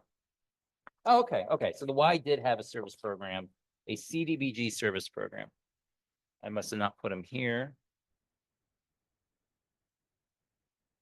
YMCA, man. Okay, so what are they asking for? They didn't give them any money this year. They asked for 34.5. Thank you. All right, I updated that. Okay. So Men's Homeless Housing Code Blue Emergency Housing Program. The issue with this is if the CDBG, if they apply for CDBG services, I don't know if that means they could qualify under ESG. That makes sense? Because when you apply for ESG services, you were saying our program will meet ESG requirements to do X, Y, Z. So I'm wondering if they don't think they can meet XYZ requirements. You could still deal with another service, but you could still also turn their ESG application into a capital application under CDBG. That makes sense. So I've added them to the service program sheet, which you'll talk about later. But I'm sorry I missed that. I do apologize. Did I miss anybody else? YMCA, okay, YMCA was the last one. Okay. So I don't know about swapping the two programs into different pools, just because I don't know if their housing code blue emergency housing program would qualify for ESG, because they didn't apply for it saying it would qualify under ESG. They don't have a letter of support from the COC. They don't have any of that kind of stuff, which is normally what you would need to get an ESG funding, because you have to have HMIS license, you have to apply for it. So it's like, it's not like CDBG. ESG is much more restrictive on what the agencies have to do. And I could see some agencies saying, I don't want to deal with ESG funding because of that. Now, I could reach out to them if you would like, and I could ask them. Okay, I'll ask them. Ask. NCA. Now, do you want, are you thinking of swapping that program to ESG? Is that what you guys want to do? You're still going to have a problem here when you're talking about ESG services, is the only thing. Or do you want to deal with them under CDBG, with which they applied?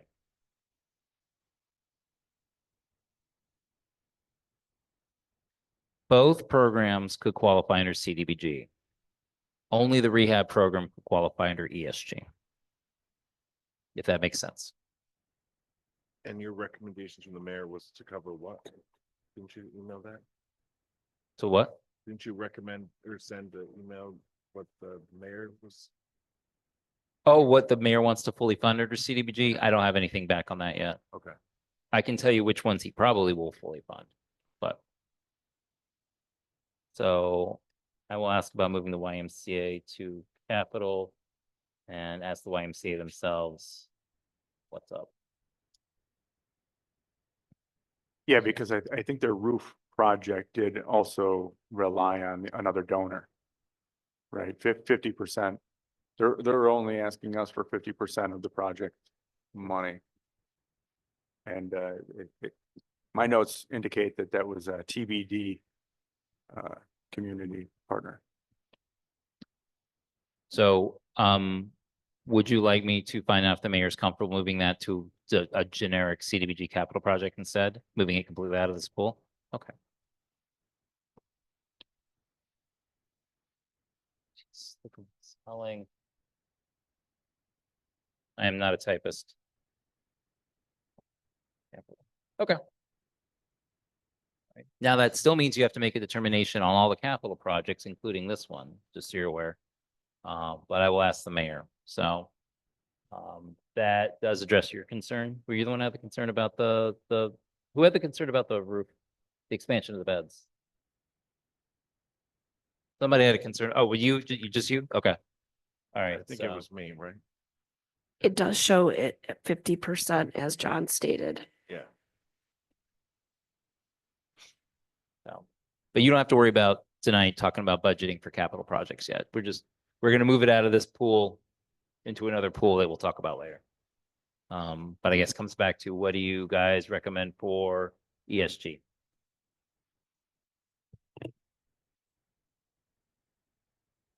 At this point, they're recommendations, correct? The one I was concerned about is the one we're contemplating on moving, so. The rest of them, the recommendations for me, I guess. Deborah?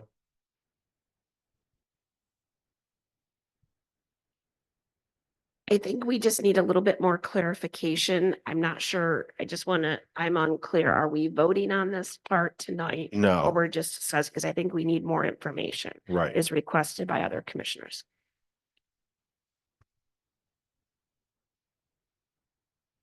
We're just trying to kind of get a game plan before we get our answers. So are we comfortable with their COC recommendations at this point? I see a nod, I see a thumbs up, I see a nod. Yeah, nod. Marianne. Marianne's behind me. Jesus.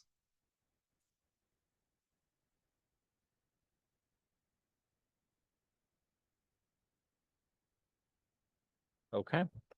So that's the ESG services. This is the quick one. I'm joking, of course. So here is I'll get up again. Here are the CDBG service programs. I just added the Y. I do apologize about that. Agency, the project itself, how much they were funded in 50. This is where we're going to put the budget in, how much they requested this year. You have a services cap of about 265,000. We're no longer going to use program income as a determination of service program funding. So we're going to have a smaller pool going forward. And notes, I've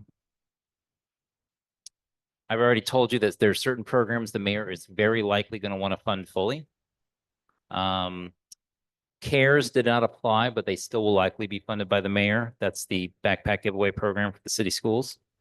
And obviously park rangers and the police over time, neither one of those departments have presented yet, so.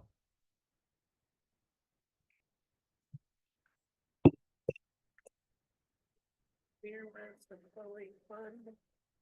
Do we want to just put those numbers in? If you want to, I know you guys have before talked to the mayor about changing and on funding certain projects, but it's up to you.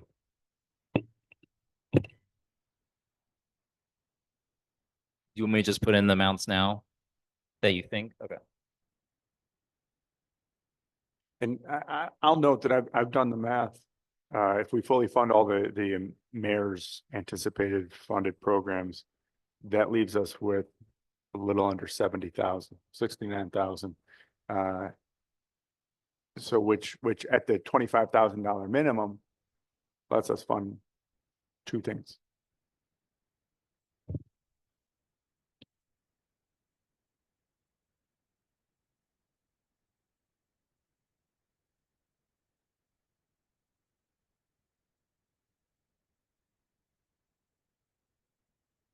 Okay.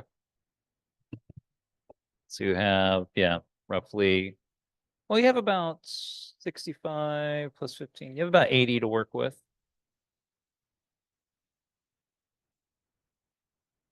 Yeah. I don't think the mayor's gonna do 22.9. He's gonna do the actual rent cost. Or I can't speak for the mayor, but that's what he's done the last few years. The last few years, the Attain Labs rent's been covered by the city, but that's it. We don't generally cover services or anything, or salaries or anything like that. That spreadsheet, I've not sent the spreadsheet out now. Mainly because it's like a working spreadsheet. I certainly can after this. Oops. That was the get bigger thing. Oh, I hate mouse pads. Here we go.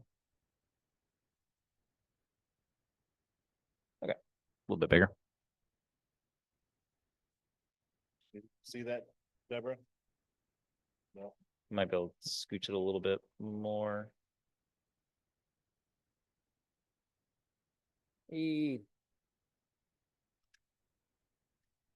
think it's as big as I can get it.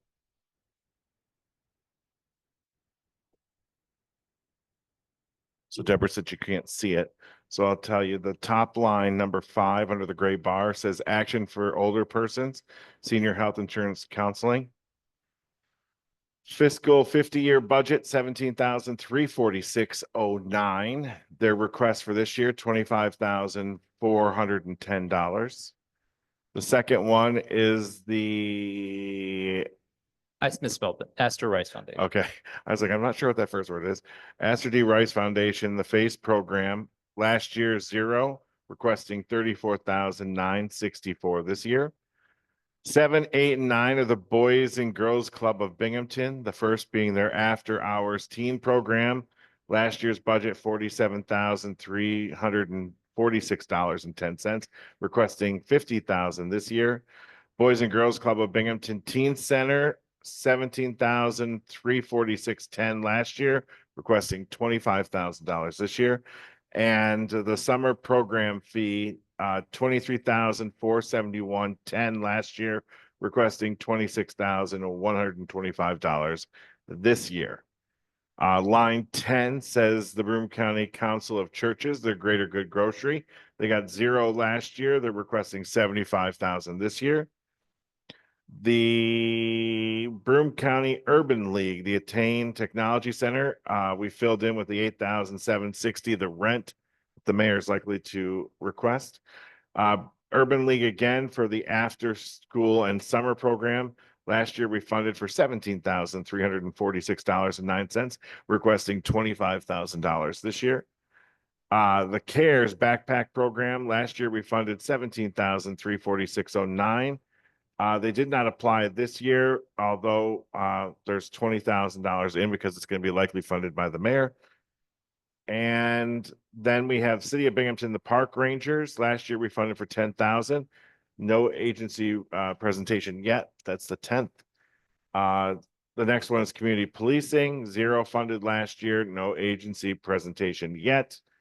Fairview Recovery, the intensive care navigator, $27,346.09 last year, requesting $55,000 this year. Then the Mothers and Babies Perinatal Network, PAL Family Resource Center, $17,346.09 last year, requesting $25,000 this year. Safe Streets and Noma Community Center, requesting 17,000, or last year funded $17,346.09, requesting $84,362 this year. Cdac Project Economic Crisis Prevention, 0 last year, requesting 75,000 this year.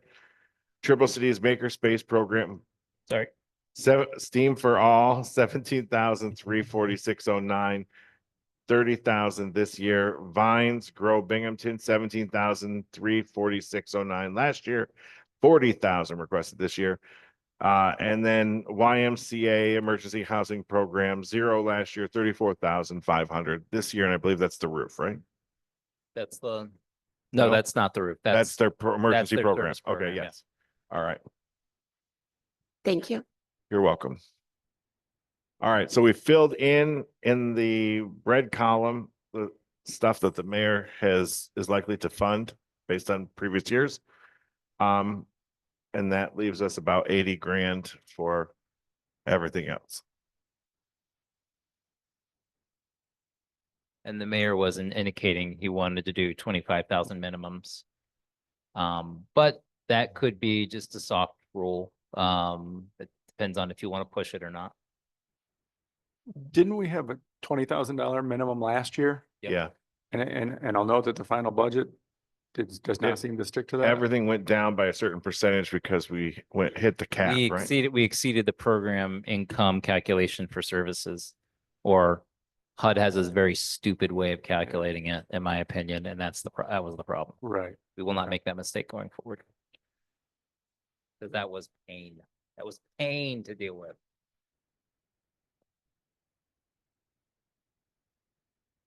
So what do we think, folks? I mean, I'll start that I'm a big fan of Action for Older Persons. I think that it fits our goals. I think that it saves a lot of vulnerable people, a lot of money. I think it's a good investment and I'd like to see it funded. I second that. I agree. I agree. How much? 25. 25. It leaves you about 54,000 or 56,000. Roughly 57,000. So. The Greater Good Grocery, where else do they get funding from? Would be in the packet. In our account. And I believe also the Council of Churches. That's right. It's a part of the council of churches. Yeah. It's like it's a for-profit technically run by a nonprofit. Okay. Yeah. Got Okay.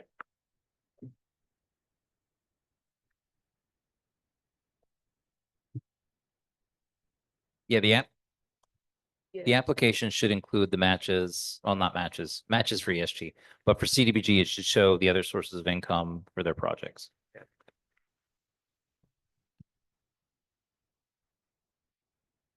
Jumping in again, I also like Vines. I think that they do a lot of good work in the community. I think that they align with our goals of youth employment. I'm a big fan of Vines as well.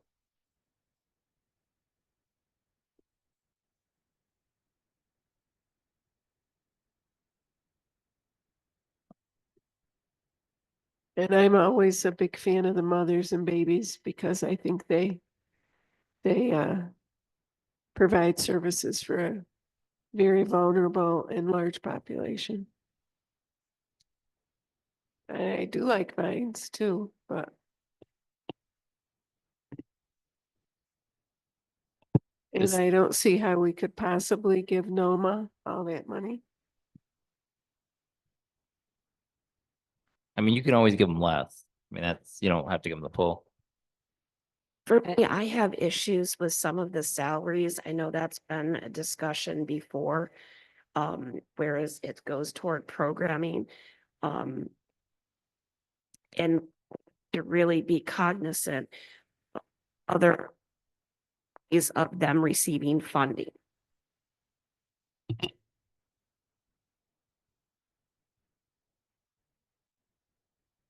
Talking about NOMA, Deborah? Vines exquisite and their grant applications, for example, like through New York State Department of Labor, the summer youth program, received some funding there. She is a wizard at her grant writing. So she does a great job.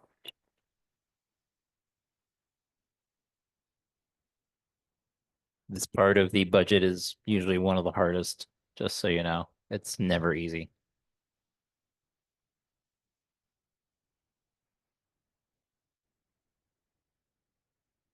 Mhm.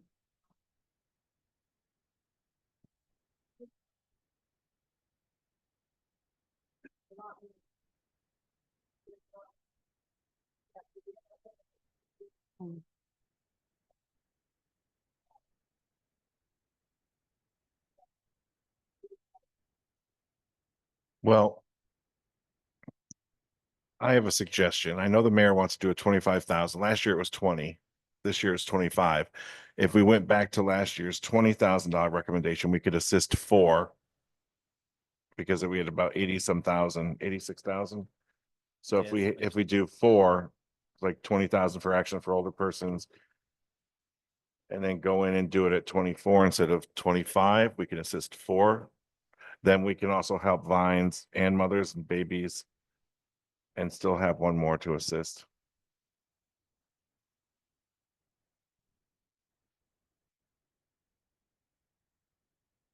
Yeah, they have to be included with this. Yeah, they have to be included.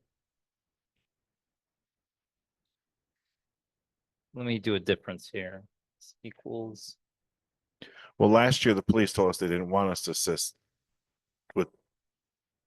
Yeah, they got grant money. And they had more than they were going to be able to use.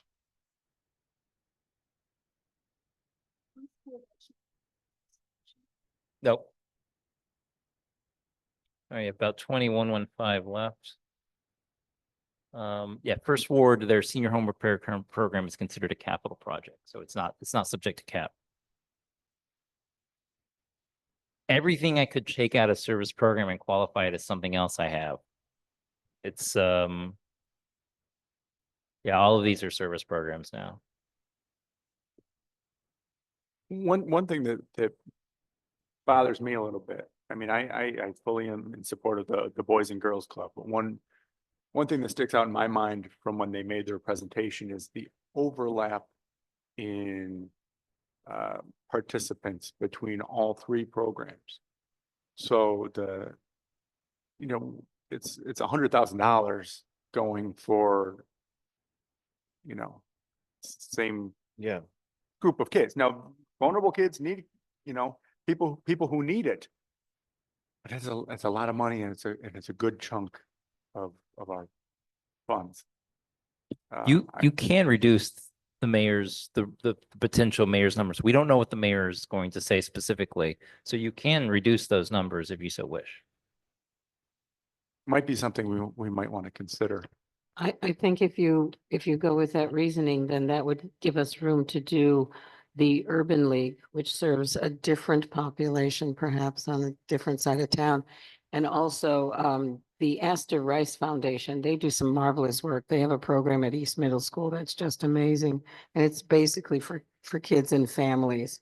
So it's a holistic approach. So I think if we're going to keep to the priorities that we mentioned in the consolidated plan, we should focus our funding here on those priorities. And I do need to make a note, if you do not fund the park ranger program this year, you cannot fund it from now on. Because once it becomes regular city salaries, basically, if the city was funding salaries before CDBG, you can't put CDBG money into it. Overtime is different. But for the ranger program, as long as they keep getting CDBG, they can apply for CDBG every year. But the year they don't get it, they can no longer apply for it. Because it's a regular city project, or it's regular city salaries. Just one of the little funny quirks of HUD funding. Where would we be on Fen if we reduced per what John said? Would that allow us to have another program in if we bring down a bit on Boys and Girls Club? What do you want to reduce and by how much? John's our mathematician, but The teen center are asking for more than they got by with last year. I mean, and all of them, they're asking for more than they got by with last year. Now, I recognize the costs have gone up, but in lights, yeah.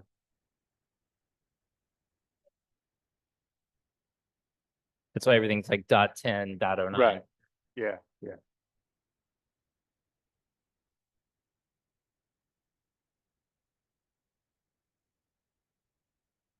I mean, I certainly think that we can probably take 5 off the teen center. All right, yeah, about 25 and change to This work is, with now.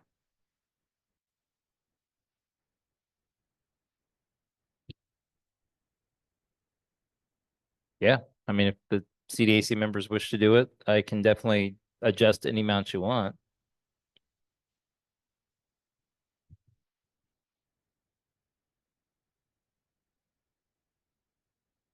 I mean, they are technically 3 separate programs.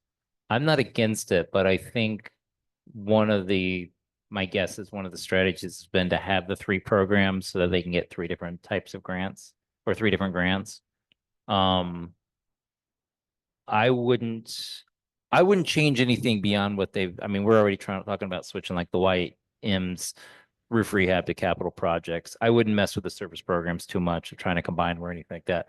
But it's definitely a conversation. I mean, maybe the mayor could have with them to figure out if there's an easier way of like combining programs.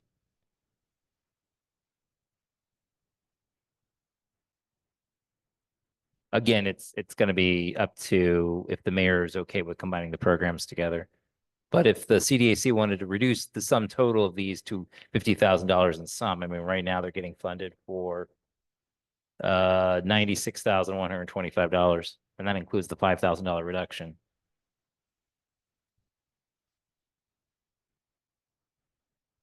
Which one? You have 31 and change now.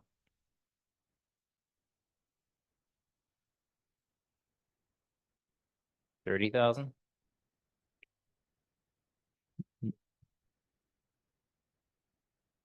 You have 51,000 and change. The after hours team program is the highest per person cost of any of these agencies. You know, they say that they serve 45 people. That's, you know, according to their ask, that's $1,111 per participant. And there's the duplication. So the other ones, they have 475 and 450 per participant. That's a lot of money going to the same group of individuals. Not that they don't need it or can use it, but it's hard in the face of some of the other decisions that we have to make here. This is the most subjective that of all the budget funding, it's because it's really difficult to compare programs and stuff like that. So this is has always been a very subjective, very difficult decision.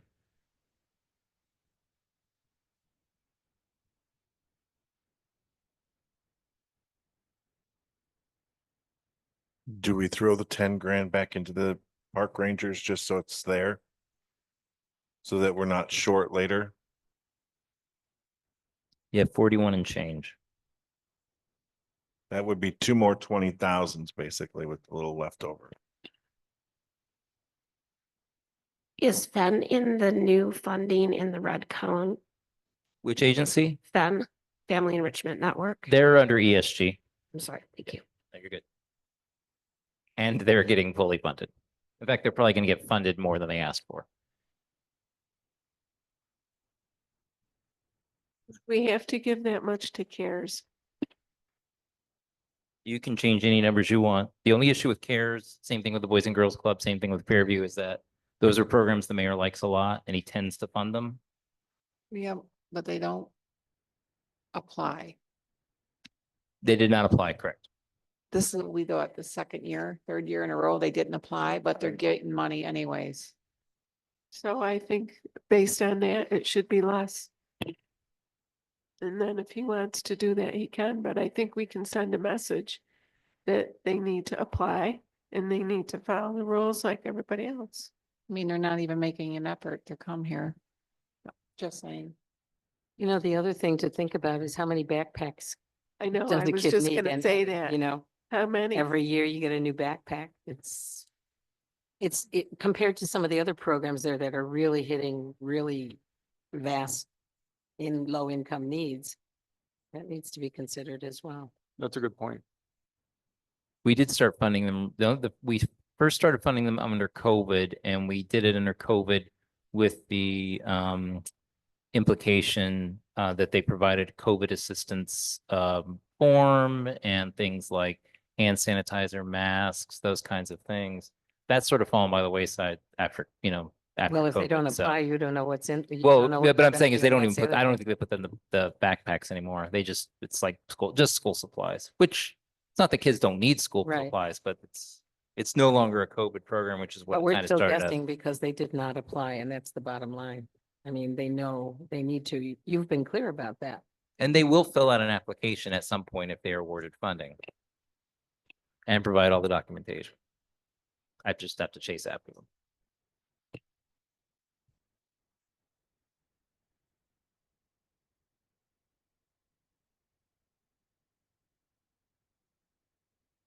Yeah.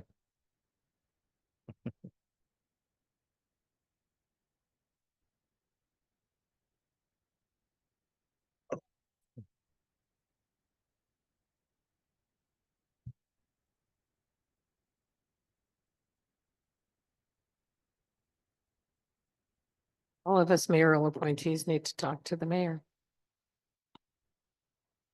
I would suggest if you are going to reduce the amounts that the mayor probably would do, it might be a good idea to, for the chair and the vice chair or any of the CDAC members to reach out to the mayor and inform them what you're doing. Oh, I Yeah, will. I'll be having my Okay, sit that's fine. down. That's fine. Okay.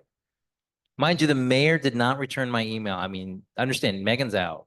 So the mayor's handling all the things that even Megan would be handling as well. So he did not respond to my email and Megan's out. So I don't know if these were solid numbers or not, or if he was willing to fund them a little bit less. I don't have any response to that. He may He- say, He yeah, you're called right. me We've been to giving have him a too sit down, much. so Yeah, I will do that.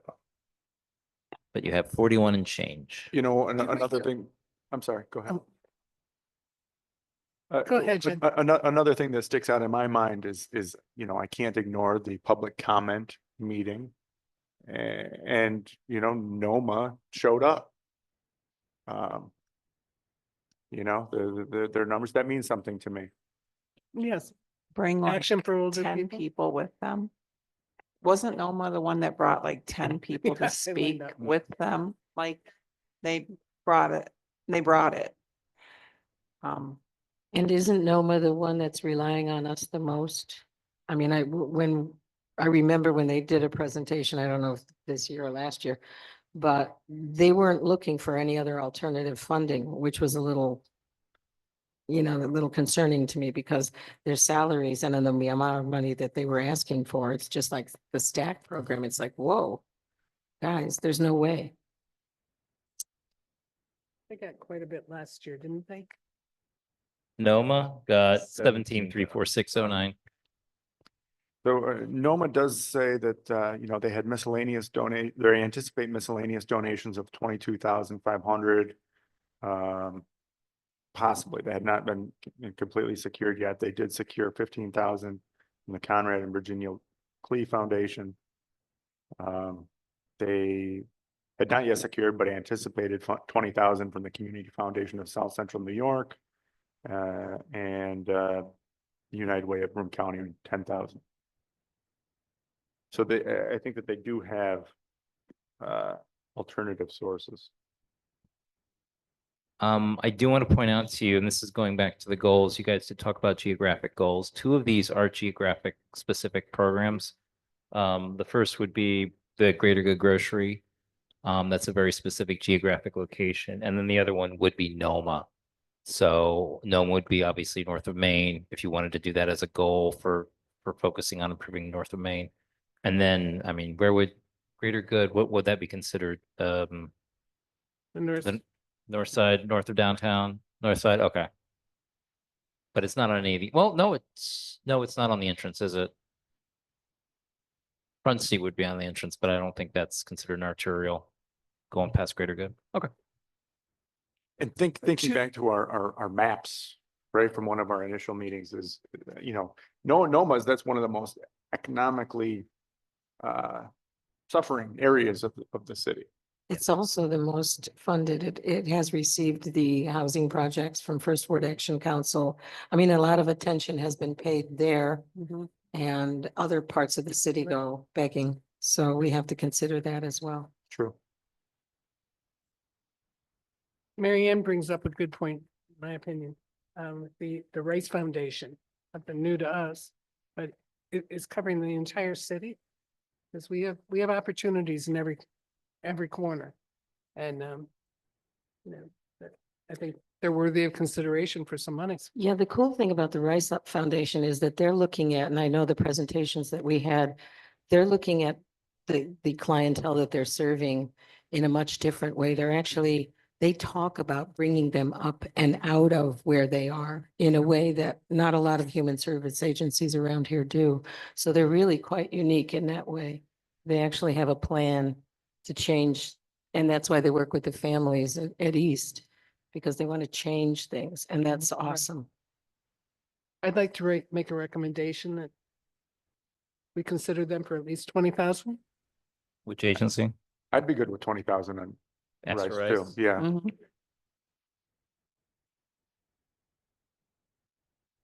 You have 21 and change.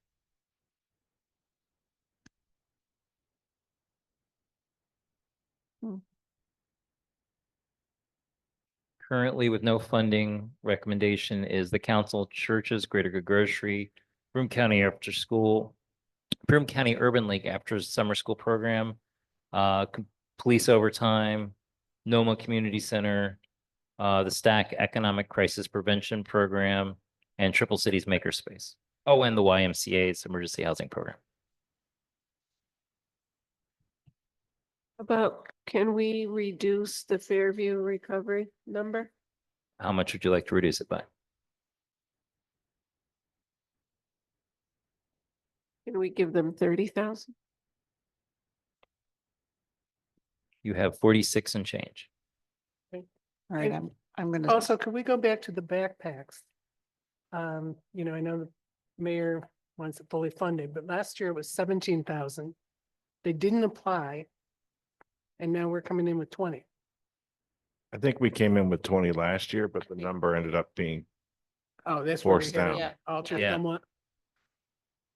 Okay, but I do think that backpack program should be reduced. By how much? Oh. Right now it's funded for 20, Give them 10. 10. You have 56 and change. I'm gonna speak up for that makerspace because I really like that. I went over there and Yeah. saw what he's got going on, and I like the fact that they're teaching trades to kids. I don't know. I agree. I like that program. I just, I do, and he's been here If every you, time. if you haven't taken the tour and done that, I encourage you to reach out to them and to take it. Once you do, you'll be wowed. Because they have a trailer. They go to schools, they go to programs. Yeah. It's, It's they really- work with other organizations. How much would you like to fund them by? 20?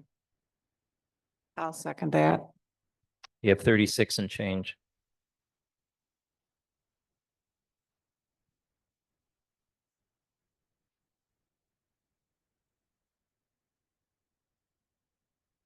They got money this year, yeah. Yes, they did, right? Yeah. Makerspace. 17,346. Yeah, the year before they didn't. Fiscal year 48 and 49, they didn't get anything. 50 Yeah. They did. Yeah, this 50, they got a thing, yeah. This will be the first time for doing it on site with them. Sad, but I Like 6 to 8, and you can walk in and. Same thing with Astor. Well, no, Astor Rice will be next year. Mhm. Well, I think we should put something in for the Greater Good Grocery. How much do we have to You work have with? 36 and change. We made such a big deal about homelessness and emergency housing and getting people off the streets. And yet the biggest program on there for that, we have 0 in. Let's do it. How much do you want to put in that one? Well, if we do, we have 36,000. If we did 10 for the greater good and 20 for the emergency housing, then we're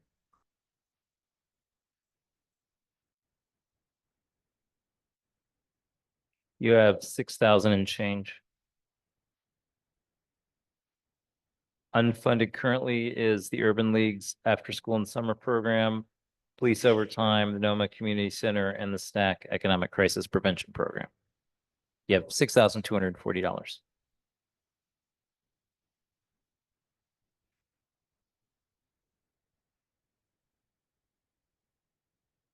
Um.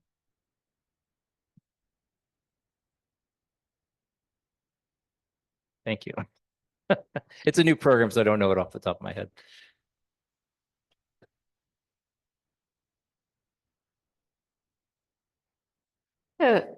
Community policing, couldn't that come, couldn't they get money from someplace else than CDBG? They actually get a lot of grants for policing.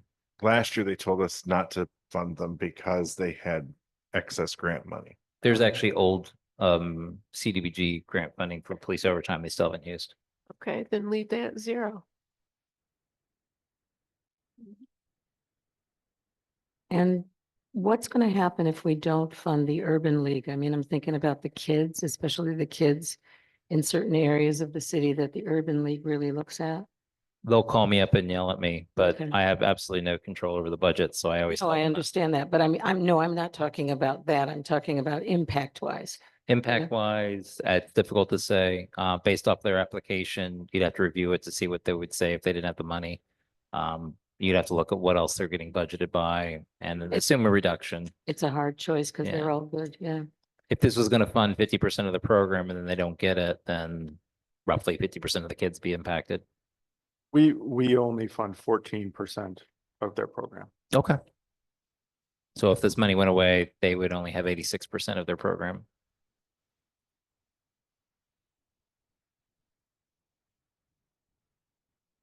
Any agency that doesn't get money will complain, though. I know this. This is what they call me first.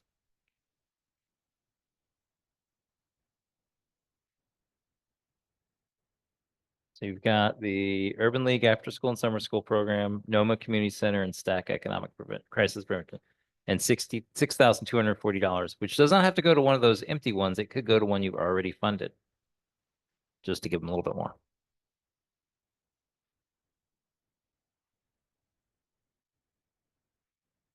I will say, though, that if you don't fund an agency you funded previously, make sure Justin knows the reasons so that when he goes to city council, they're going to ask, why do you not recommend funding agency X and agency Y when we funded them previously?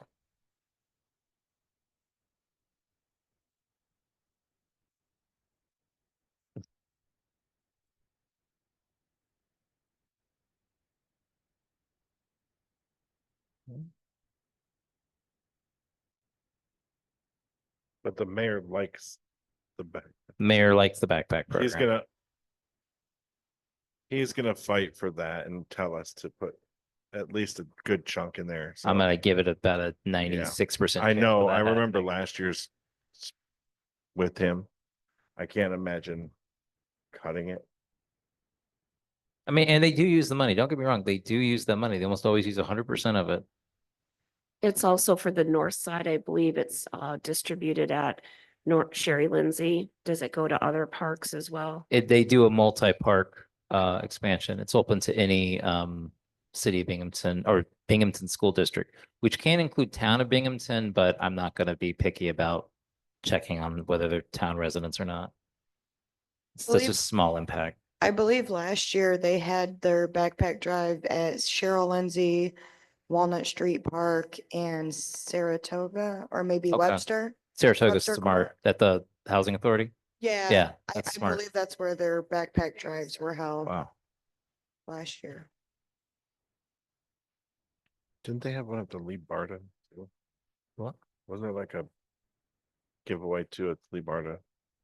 Oh, they might. Oh, yeah, they might have. With the Lee Barda hasn't applied in a while. I wonder why. We gave him funding a few years ago. I keep forgetting that's a community center.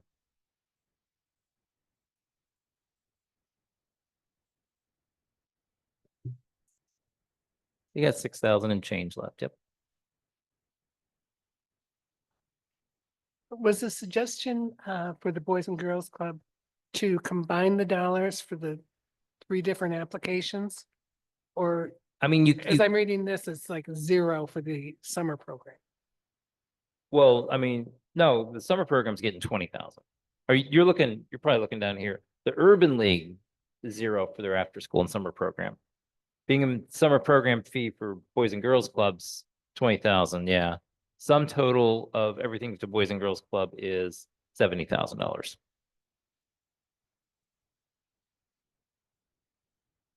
What would happen if we bump up the Attain Technology Center to a flat 10?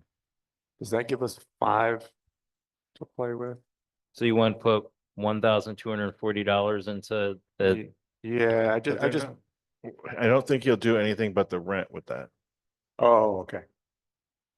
Oh, okay, all right. Okay, fair I enough. mean, they would put it to salaries or something like that, which if you want to do that, that's an option. That is an option. Previously, the mayor only did it for rent. Yeah.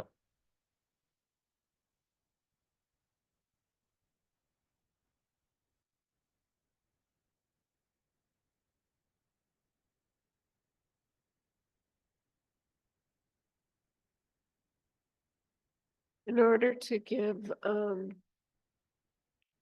Broome County Urban, so do you think that the Broome County Urban League after school and summer program is a duplication of the Boys and Girls Club? No, it's No, different. I don't either. Yeah, So it's different. why can we reduce the Boys and Girls Club a little bit in order to give the Urban League?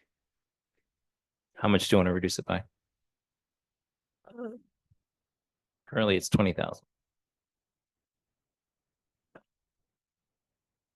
The after hours teen program, do you want to reduce that more? Do you want to reduce the after hours program? That's currently 30,000.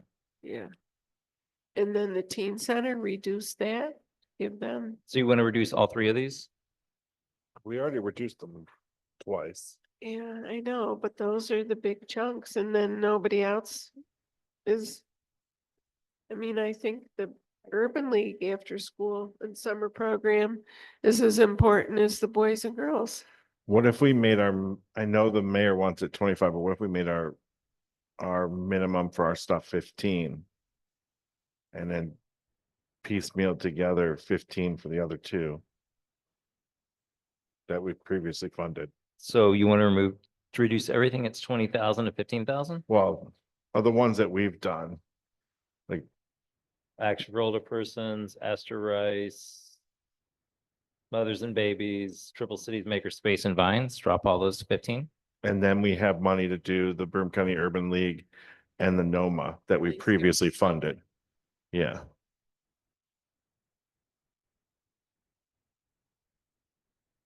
I just want to see what it does. Ah, No. No, no, no. come on. There we go. I just want to see what that does. You now have 31,000 and change So then if you put the 15 there, in the Urban League after school program. Oops, that's too much. and we put 15 in the NOMA, Well, you have 16,240. You want to just put 15 for there and then figure out what we're gonna do with the rest. You have $1,240.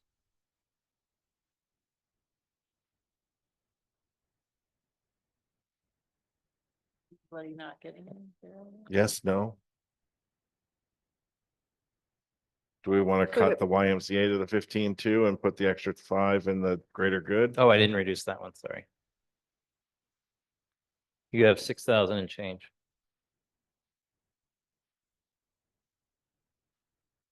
Did you want to put it somewhere particular, or did you want to fund the stack project Can we give Cdac?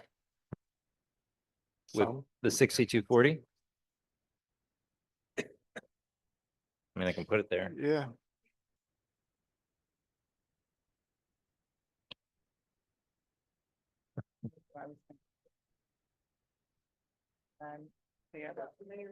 I know the mayor's gonna override that big. I just know. We Mayor. we did this last year. I mean,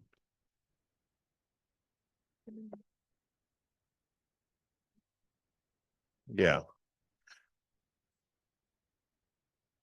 So last year when we went to see the mayor, he had set that 20,000 and I was like, but we have all these programs, that's gonna severely limit us.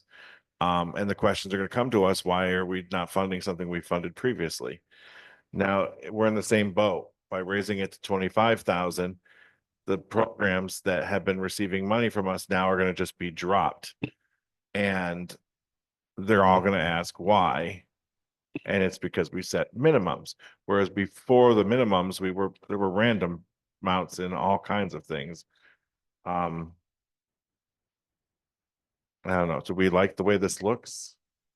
I'm Is- mentally preparing is it- myself to, No, but is it really because we've set minimums? some of it. I mean, or some of the we- prices, the costs have gone up. The amount of money we're dealing with has gone down It's and, gone down. right.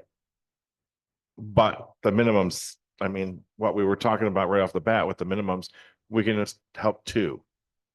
So then we were like, okay, let's adjust, help 3, help 4. I mean, the question we have though, with some of these, when they're requesting 75, 30, whatever, can they actually do anything with 15 or do they need a higher amount? tell you every single agency will tell you, if you don't give me the full amount I asked for, I can't do anything. And then you say, I can give you half, and they go, great, that would be lovely. Okay. That's why we've literally had the ask them the question, what's the minimum amount you need? And they'll be like 30,000. It's like, well, we can't help you. We can only give 20. We'll take it. And it's like, okay, then that's not true that was the minimum amount you needed to Right. function. So we stopped asking that question because it was a useless question. Steve, a question in for Shannon too. What are the past performances on these agencies utilizing their first grant, or excuse me, their full grant? Because in past, you have told us that although we've struggled mightily with these numbers, when it comes push to shove, they're either not spending it, whatever. And for me, that's going to be a consideration. So I look to you two to help us with that. Yes, thank you.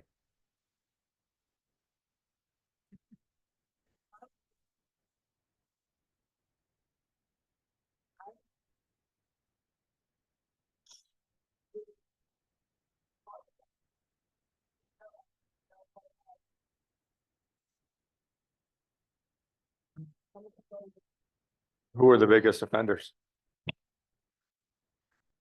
Council of Churches, Urban League, CARES sometimes, Fairview. Okay. Fairview. Doesn't use it or uses it? Cares.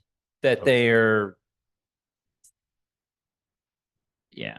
Now, do we think that's because they request a certain amount and they have a vision in their head, and then once they don't get that amount, they have to recalculate what they're going to spend it on? Honestly, I think it's. Yeah. It really comes down to agency, either agency culture or just the people they have doing their financial stuff. So it's like Urban League, that's just Jennifer, and she struggles hard because she's got 1,001 hats. I cannot explain the Council of Churches. That's an enigma. They have like 1 billion people. I don't know why things take so long with them. Same thing with Fairview. So I don't know why some agencies are just really bad about that. That's just money.